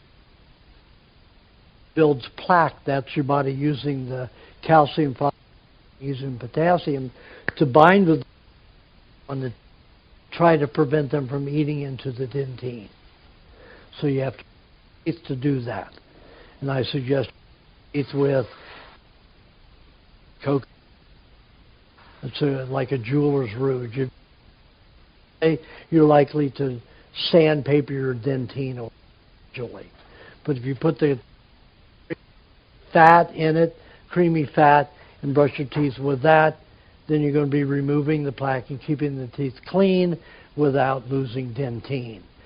Maybe once every 10 days, if you got some plaque deep up in there, put about a few drops of vinegar, raw apple cider vinegar with that mixture, and brush your teeth with that, and that'll dissolve the plaque that's built under the gums. But only do that once a week because vinegar can eat into the dentine too if you use it often. So that's the way to handle that. Now what happened was about 10 years ago, I noticed that I would have facial fillings that would grow outward, and I'd had all this area around that was larger than the new cavity. New cavity means when the cavity grew in, the tubule inside, and the dentine grew, it filled in some of that cavity. So then I had a filling that was being pushed out that was bigger than the filling that existed at that time. So eventually it would pop out, and then I'd have it refilled. But what I wouldn't do is I wouldn't allow the dentist to re-drill. I'd only allow him to scrape off anything that was very black, and then glue onto the old toxic stuff where the glue had already been adhered. So I'd have glue on glue and never go into my new tooth, the new tubule or new dentine. So then I found that over the last 10-year period, I have 3 cavities that are no longer cavities, that the tooth is actually regrown and filled in that old cavity. I had some new ones pop out here. This one right here, you can see this is wide open. Now I'm not going to fill it. I'm going to see how fast it will grow. I'm going to see if I don't need a filling in there temporarily as it grows. So that one I'm going to let go, and I'll either lose the tooth or it'll grow back in. I won't need another filling on it. So we're going to see what happens. I like to experiment. So. What type of oil did you swish with? Pardon? What type of oil did you swish with? I use coconut oil, olive oil. Olive oil is very acidic, so it tends to burn my throat. So it's not very healthy. I like oil. Okay. And you don't swallow it, you expectorate all of it. Yes? Spider vein. Do you have anything that would improve the appearance of spider veins? This diet's very good for that. Pineapple's good for that with coconut cream. Cheese and honey are very good for that. Also, you can put hot water bottles at your leg and wrap them with a towel so you tint the heat into your leg. Don't do it tightly, do it loosely. Heat will allow more circulation into the area. More circulation means more nutrients.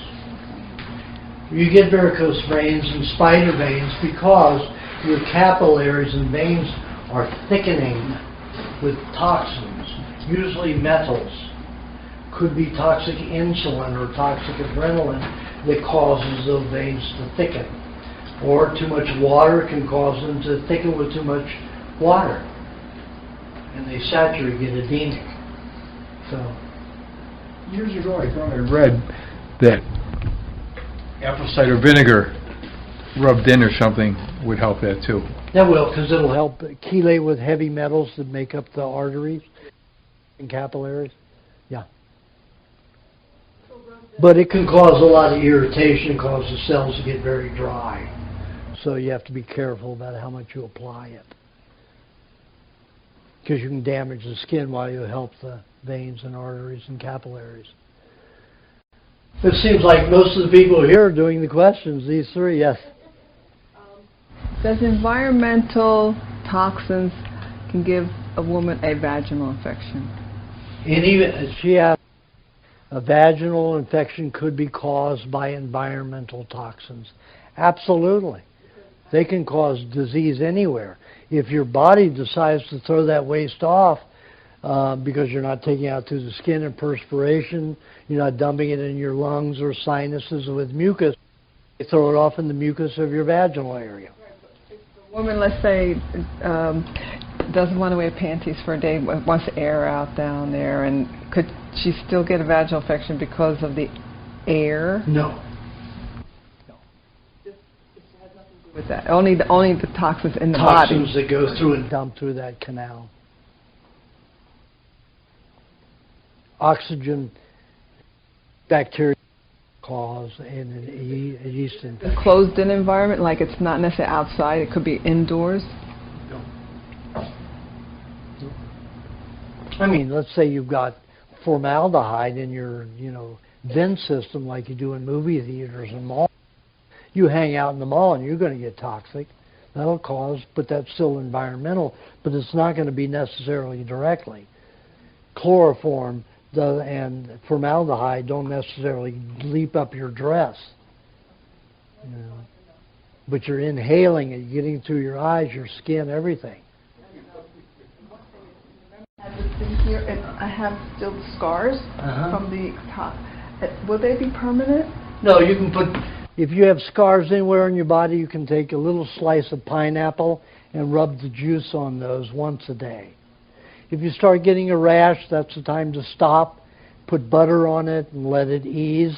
But the pineapple and or papaya, one day you use pineapple, one day you use papaya. And you just rub it on the skin and away. The bromelain in the pineapple and the papain in the papaya will eat dead cells. So get rid of them gradually. Problem, remember, I sent you pictures? Yeah. And it left these dark spots. I had that, and it killed my nerves in the skin there. Yeah. I can feel pressure, but I don't feel the sensation. Well, just rub the pineapple, papaya on there, one each day, and then gradually, like this finger right here. When I was 3 years old, I cut it off in a lawnmower. Cut the end of it off. So they took skin from here and they put it on here. That skin completely deadened. I could put this thing through glass. It was as hard as rock. If I tapped something, it was hard as rock. A year after eating raw meat, the skin fell off. I was 30 years old when that happened. I was 3 years old when the skin was cut off and the grafting was done. So 27 years I could put this through glass. And all of a sudden it fell off. That piece of skin that was taken from here fell off, literally fell off. And my normal skin grew, and I even have a fingerprints there when I used to have a wrist print, wrist tissue there. So it can grow back, and it's all sensitive. I can feel everything. So even the fingernail helped. I mean, it isn't completely non-deformed. It's still a little deformed. I cut this one off when I was 16, but I cut the whole thing off this way. And that also, but they didn't graft anything. But slowly but surely, this nail was in half this way. And gradually, over the years, it just keeps on becoming almost normal. So even though the chemicals killed my skin there, where that was coming out through the skin. Your surrounding cells can double. All you have to do is get rid of the scar tissue so the new cells can fill in the new area. But you have to get rid of the dead cells first, the scar tissue. And you said just rub the juice of the pineapple or papaya on how many times a day? Once? Any time of the day. Only one time a day, definitely. How long does it take usually to peel those dead? On how thick your scar tissue is. Like my scar tissue here for that incision for the stomach cancer was anywhere from 1.5 inches wide to 3/4 of an inch high. It's down to, probably can't see it in this light very well, but you see it right here, this little small thing. But that was scar tissue all the way to my stomach. And now I only have a few bumps up here where I can still feel there's a lot of scar tissue deep into through my muscle to the stomach. All the lumps inside that were here are all gone. I only have one little spot here where a suture went through that constantly leaks, like dead white cells from the inside. So it's like a little rectal area for dead tissue.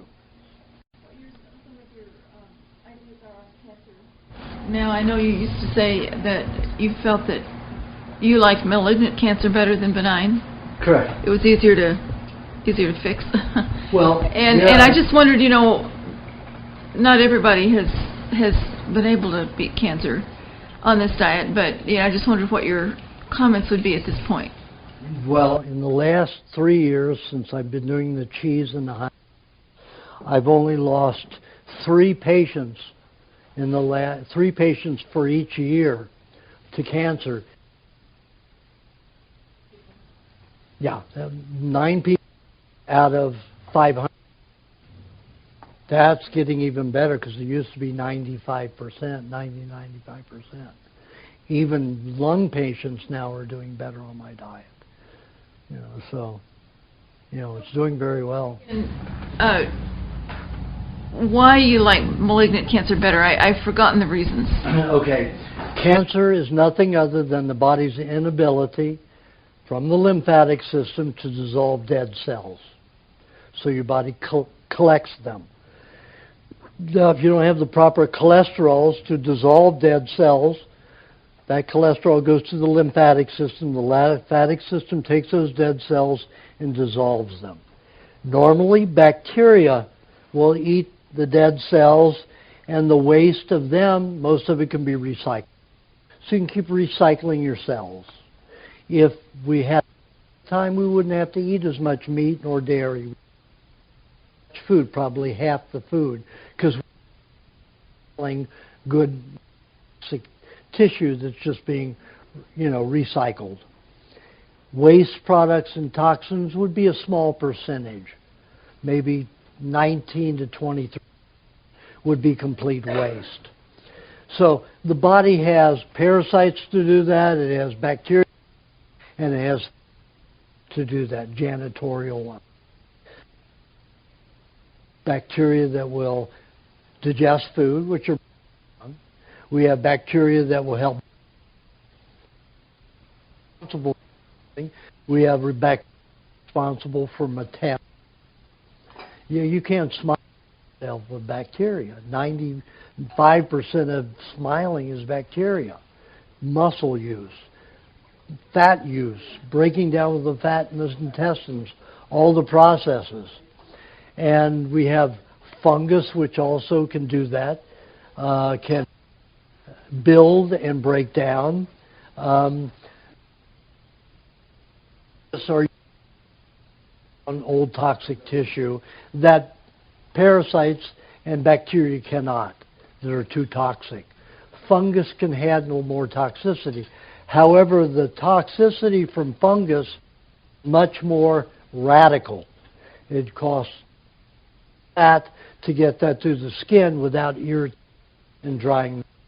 You know that when you have a yeast infection, athlete's foot or anything like that, tremendous occurs because tremendous amount of fat. Use viruses even more necessary because there's nothing alive. In bacteria, when bacteria and parasites eat, they eat 100 to 50% of their own weight in 24 hours. Fungus can do that, but their waste products are much more toxic. So fat waste. So when parasites eat tissues, it reduces your waste to about 1 to 5% waste. I want a janitor that's that good, that can take my waste and reduce it from 100% down to 1 to 5%. That's a great janitor. Bacteria can do that by 50%. I mean, it takes them 50% longer, but they still have only 1 to 5% waste product that needs to be dealt with, and to be excreted from the body or secreted from the body. So when you come to a fungus, there's a great deal more of waste product. like 7 to 12, even 15%. And that causes massive itching in the area where it's exuding. If you use virus, it will cause rashes, hives, acne, all kinds of things as it discharges. And even white blood cells will get involved and cause pus, sometimes when they have to harness that toxicity. When you have a poor lymphatic system and poor poor bacterial, fungal, and parasitical system of detoxification janitors, those janitors are low, and even the virus, your body making solvents, the body makes virus, which are nothing other than solvents to dissolve, like you use muriatic acid to the compound. You dilute it, of course, and what happens? Once you clean something, you've got a whole bucket full of toxic matter. When you're using live substances like bacteria, fungus, and parasites, you reduce that contamination. When virus does it, you swell that contamination in fluid. So you've got all this mash amount of toxins. So the body does not like to use virus unless it has to, absolutely has to. And people have to nowadays because they have to go through colds and flus and terrible bouts of detoxification. If the body cannot dissolve enough of the dead cells, use cells every day. Let's say 100 million cells a day die. If your body can't dissolve those and get rid of those, the body stores them first as fibroids all over the body. You see people's thick skin getting more dead and thicker as they get older. Bumpy. Those are dead cells being stored in the skin, under the skin. You can feel lumps in the muscles. Those are dead cells collecting. Then when it comes to cancer, that is the point where the body says, uh-oh, I can't build anymore without a quick means of dissolving this. So cancer cells are the cure for cancer, for these tumors that are growing. Dead cells that can't be dissolved. Cancer cells contains a high amount of virus, solvent, muriatic acid-like substances. That one cancer cell has enough fluid in it to dissolve 50 to 200 surrounding dead cells. Now the waste of that's going to be highly poisonous and toxic. So the body doesn't want to do that until you get enough nutrients into the system, until maybe the liver not making the proper biles to make the proper cholesterols for the lymphatic system to do that. Body's too toxic for bacteria, parasites, or fungus to do it. Or your lymphatic system is just clogged and broke down, and and just cannot dissolve those dead cells. So then the tumors are produced. The cancer cell will be able to dissolve those dead cells. Cancerous tumor, you can dissolve it in 5 days to 5 years. If you have a benign tumor, you circulation into it. A cancer cell has neurological, blood, and lymphatic flow into those tumors. A benign tumor has no circulation into it. So the body has to work on it a little bit at a time from the outside. Very long period. It could take you 30 years to dissolve one tumor or never dissolve it at all. So that's why I like cancerous conditions. You just go on the right diet and get through it. Now, usually in a cancer situation, you're building tumors fast, which means your cells are dying and you're not dissolving any of those dead cells. So let's say you have 100 million cells a day that die. All of those are building your tumor every moment of the day. So let's say you get onto this diet and you're doing the diet very well. You may stop it from building. It may slow down for a while. It may take a while for your body to get into a condition where it can actually start reversing it. It's not an overnight process. An overnight process to get into a state of cancer. Does cheese take the dead, what you're saying, those dead cells out? What's the primary thing that takes the dead cells out of your body? I said it twice. Your body's lymphatic system, well, normally your body uses bacteria to dissolve dead. It eats them. Their waste can be recycled if it's recyclable. If it isn't, it goes to the lymphatic system. The lymphatic system takes it into the nodes, a waste station, then the glands, a complete breakdown station of it, into a fluid, and then sticks it under through the circulatory system, sticks it in the connective tissue to be perspired out of the body. That's the normal process. There's no like talk with lemon or this or that that's going to just flush it out. It has to go through the body's biological system. Yes, it does. Of course, the liver, let's say you've got a very toxic liver, lemon can help that liver. You know? Correct. Also, to get it healthier, so it can start producing bile. You can take oils, and oils will push, because oils are not digestible. If you eat a lot of oils at one time, some of those oils get sent to the liver and gallbladder and cause it to vomit and have diarrhea. The actual liver will go into its own kind of vomit and diarrhea. The cells, that purges it. When you have lemon juice, you can help break down that substance, but it's a very toxic way to do it. It's a very dangerous and rough way to cleanse. Is that the kind of cleanse before you're drinking your lemon juice and then olive oil, that type of thing? Yeah. Yeah. Which I don't recommend. How about arthritic fingers? One hand got injured, and then only this hand got like spurs, arthritis, but the other hand did not get that. Well, that just means you have a lot of toxicity in that, the one hand and in that joint. Yeah. 90% of arthritis and rheumatism comes from leaky gut, like Crohn's disease.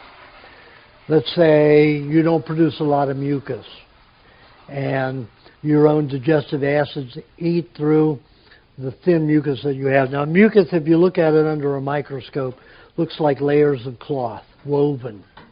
And you can have anywhere from 8 to 14 layers.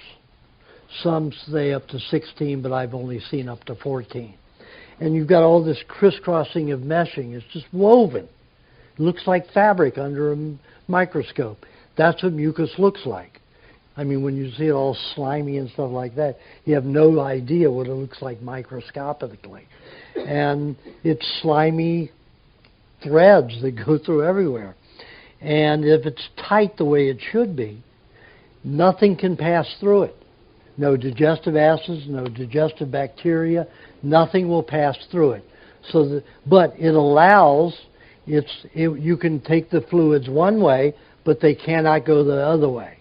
It's like putting one of those Chinese finger cups on. You can put it on, but you can't take it off unless you know how.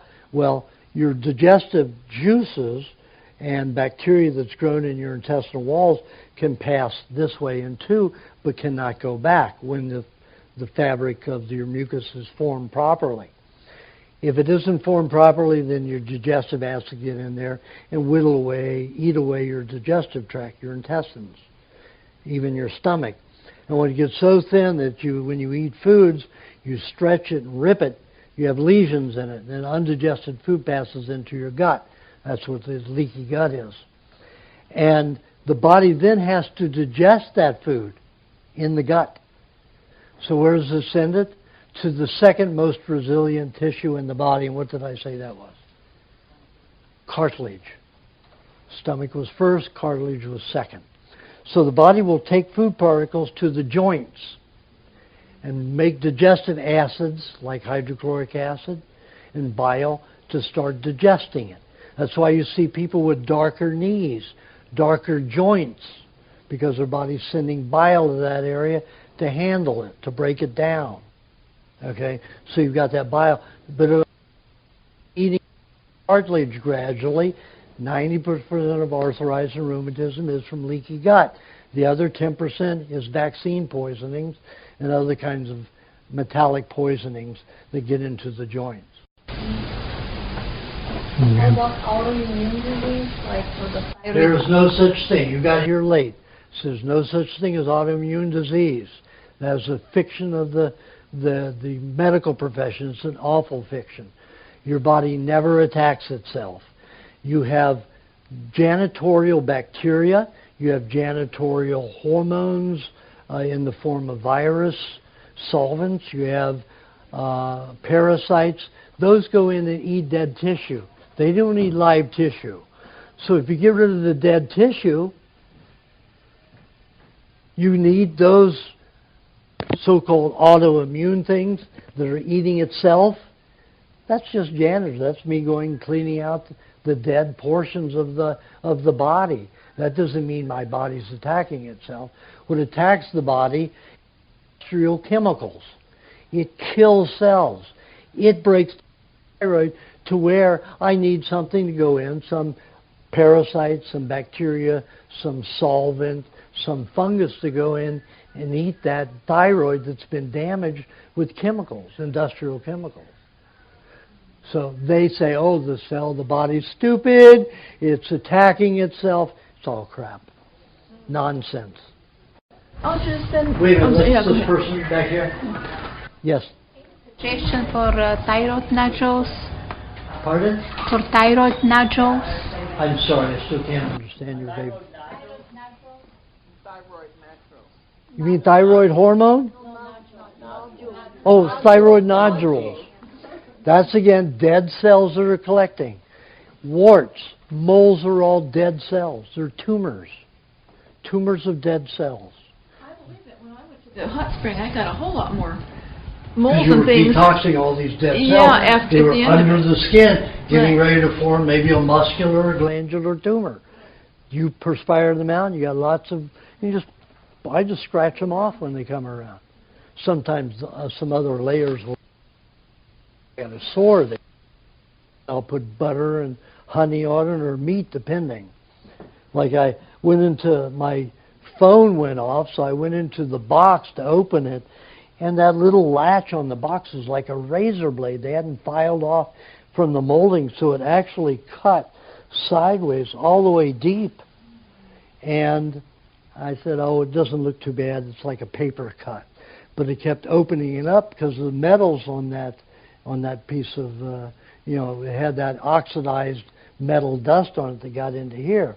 So I sucked it out, put a piece of meat on it for 24 hours with a Band-Aid on it and sealed right up, just like that. If I had lime juice at the time, I would, but I had no lime. So I would put the lime juice on first and then the meat. But I didn't have it, so it's sealed right. Yes. Yeah. They're not tagging items the body wants to get rid of. Right, yes. Now, in the blood, what happens with the white blood cells? I didn't go over that. I should have. White blood cells are called phagocytes. Phago in Greek means to eat. Phagocytes. They are cells that eat. What do they eat?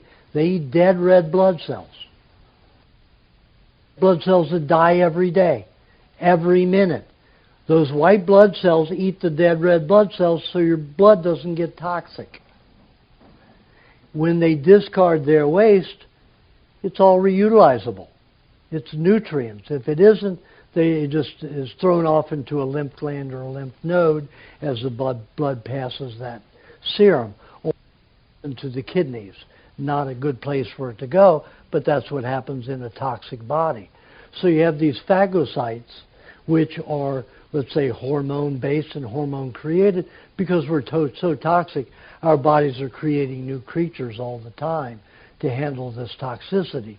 But it's not an autoimmune system problem. It is a new kind of fatty creature that goes to this toxic tissue. It's not an autoimmune antibody. It's just another, like, white blood cell in a different form. I haven't been doing the baths, but I don't have a thermometer. Could I just gauge it the heat of no, the water? Get a thermometer. You go to a hardware store and get a meat thermometer or some kind of, temperature thermometer for cooking. I use just a regular thermometer for mine because it's a little bit more sensitive. And you say 104 to start with, or No, 105 is good. 105? Okay. Yeah. If I'm using a bathtub, like if I'm at a hotel and I want to take a hot bath, I'll put scalding water in. The hotels don't let the water get scalding, so I'll boil water in the coffee pot and the hot water maker. And then I'll make several of those while the tub is filling up. And I'll fill it halfway with as hot as water as I can get, scalding if I were at home and doing it. Let that heat the tub for 10 minutes. Then I put lukewarm water in, bring it down to about 115 degrees, and then I put ingredients in it, unless I may have well water. I'll put, let's say, half to 3/4 of a cup of milk, raw milk. Soured is better because the skin likes acidic. And then I'll put like 2 or 3 tablespoons of coconut cream in the water, and maybe 2 to 3 tablespoons of raw apple cider vinegar. Clay sometimes, and then I'll let that sit in the water till it gets down to about 110 degrees, 7 minutes, and then I get in. And it takes about 20 minutes for it to drop down to about 102, and that's not going to do much good beyond that. So then I'll let about of water out, and when it gets to the 2-inch, beginning the second 2 inches, then I'll turn only the hot water on, hands, and funnel the cold water down the drain. So the cold water, I just funnel it and it goes down, and most of it will go right down into the drain. But it depends upon how close the hot water heater is to the bathtub. Mine took a full and a half to get scalding hot, and that's how long it took to go down 1 inch. Down the drain.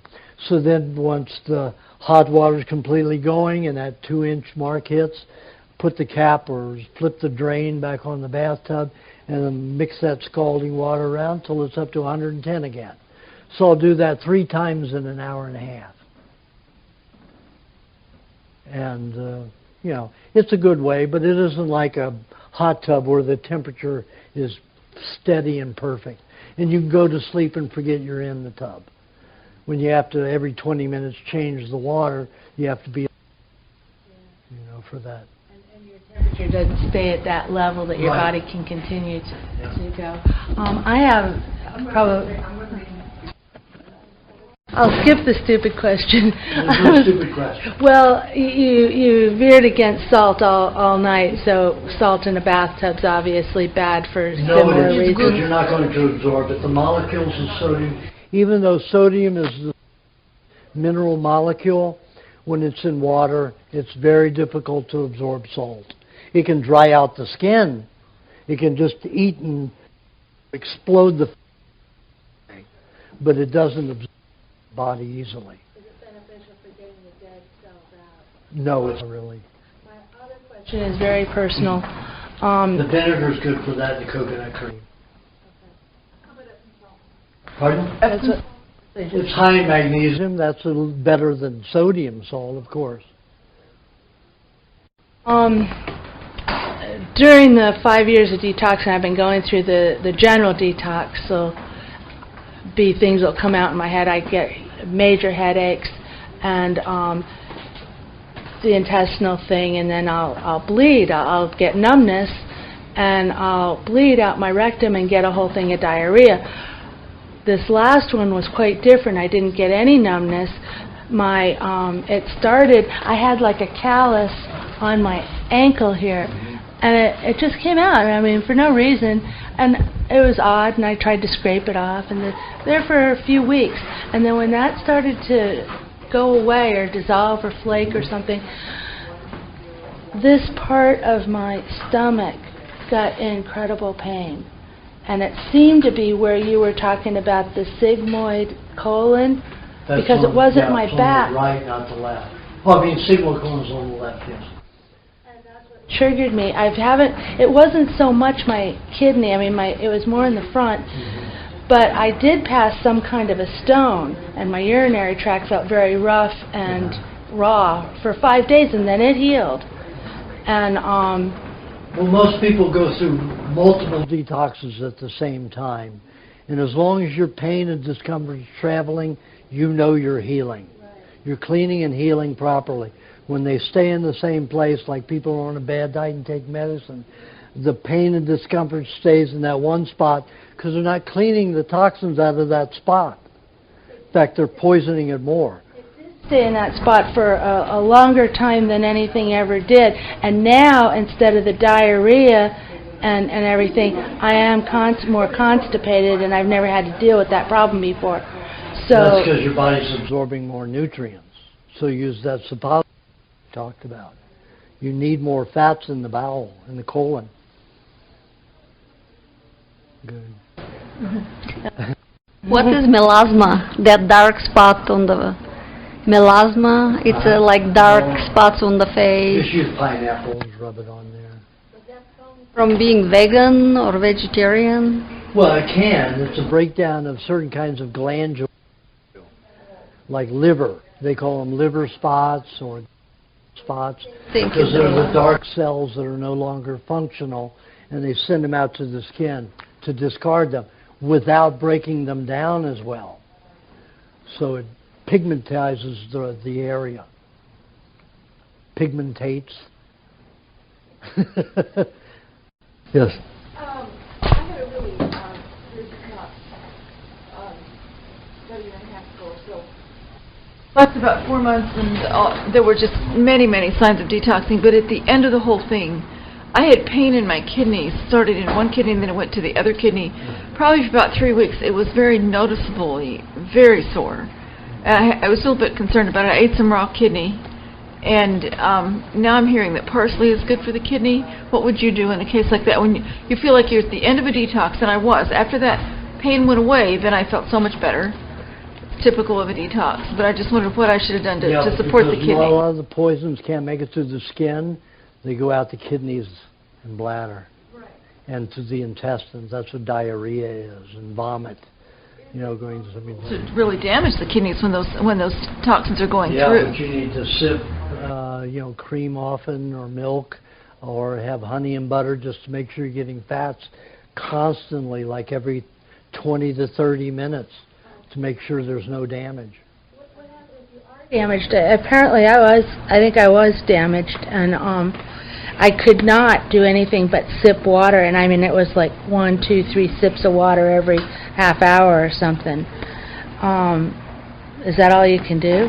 No, milk. Eating a little, I don't care if it's that much honey and butter, every 10 to 15 minutes. Just, a little bean-sized amount every 10, 15 minutes. Just to have something in there to protect you, and also to bind with poisons. So you will have damage, but you can reverse that with eating pineapple. A little pineapple every day, small amount. Yeah. Some people who have very poor digestion, I suggest that they eat like a inch cube size of pineapple 3-4 times a day. Not have a lot of pineapple at one meal to help digestion. Or blocked intestines, like full of plaque, or their lymphatic system is really bad. I'll have them eat small pineapple frequently instead of at one particular meal. Depends upon the person. Okay, we're going to have to end it at that.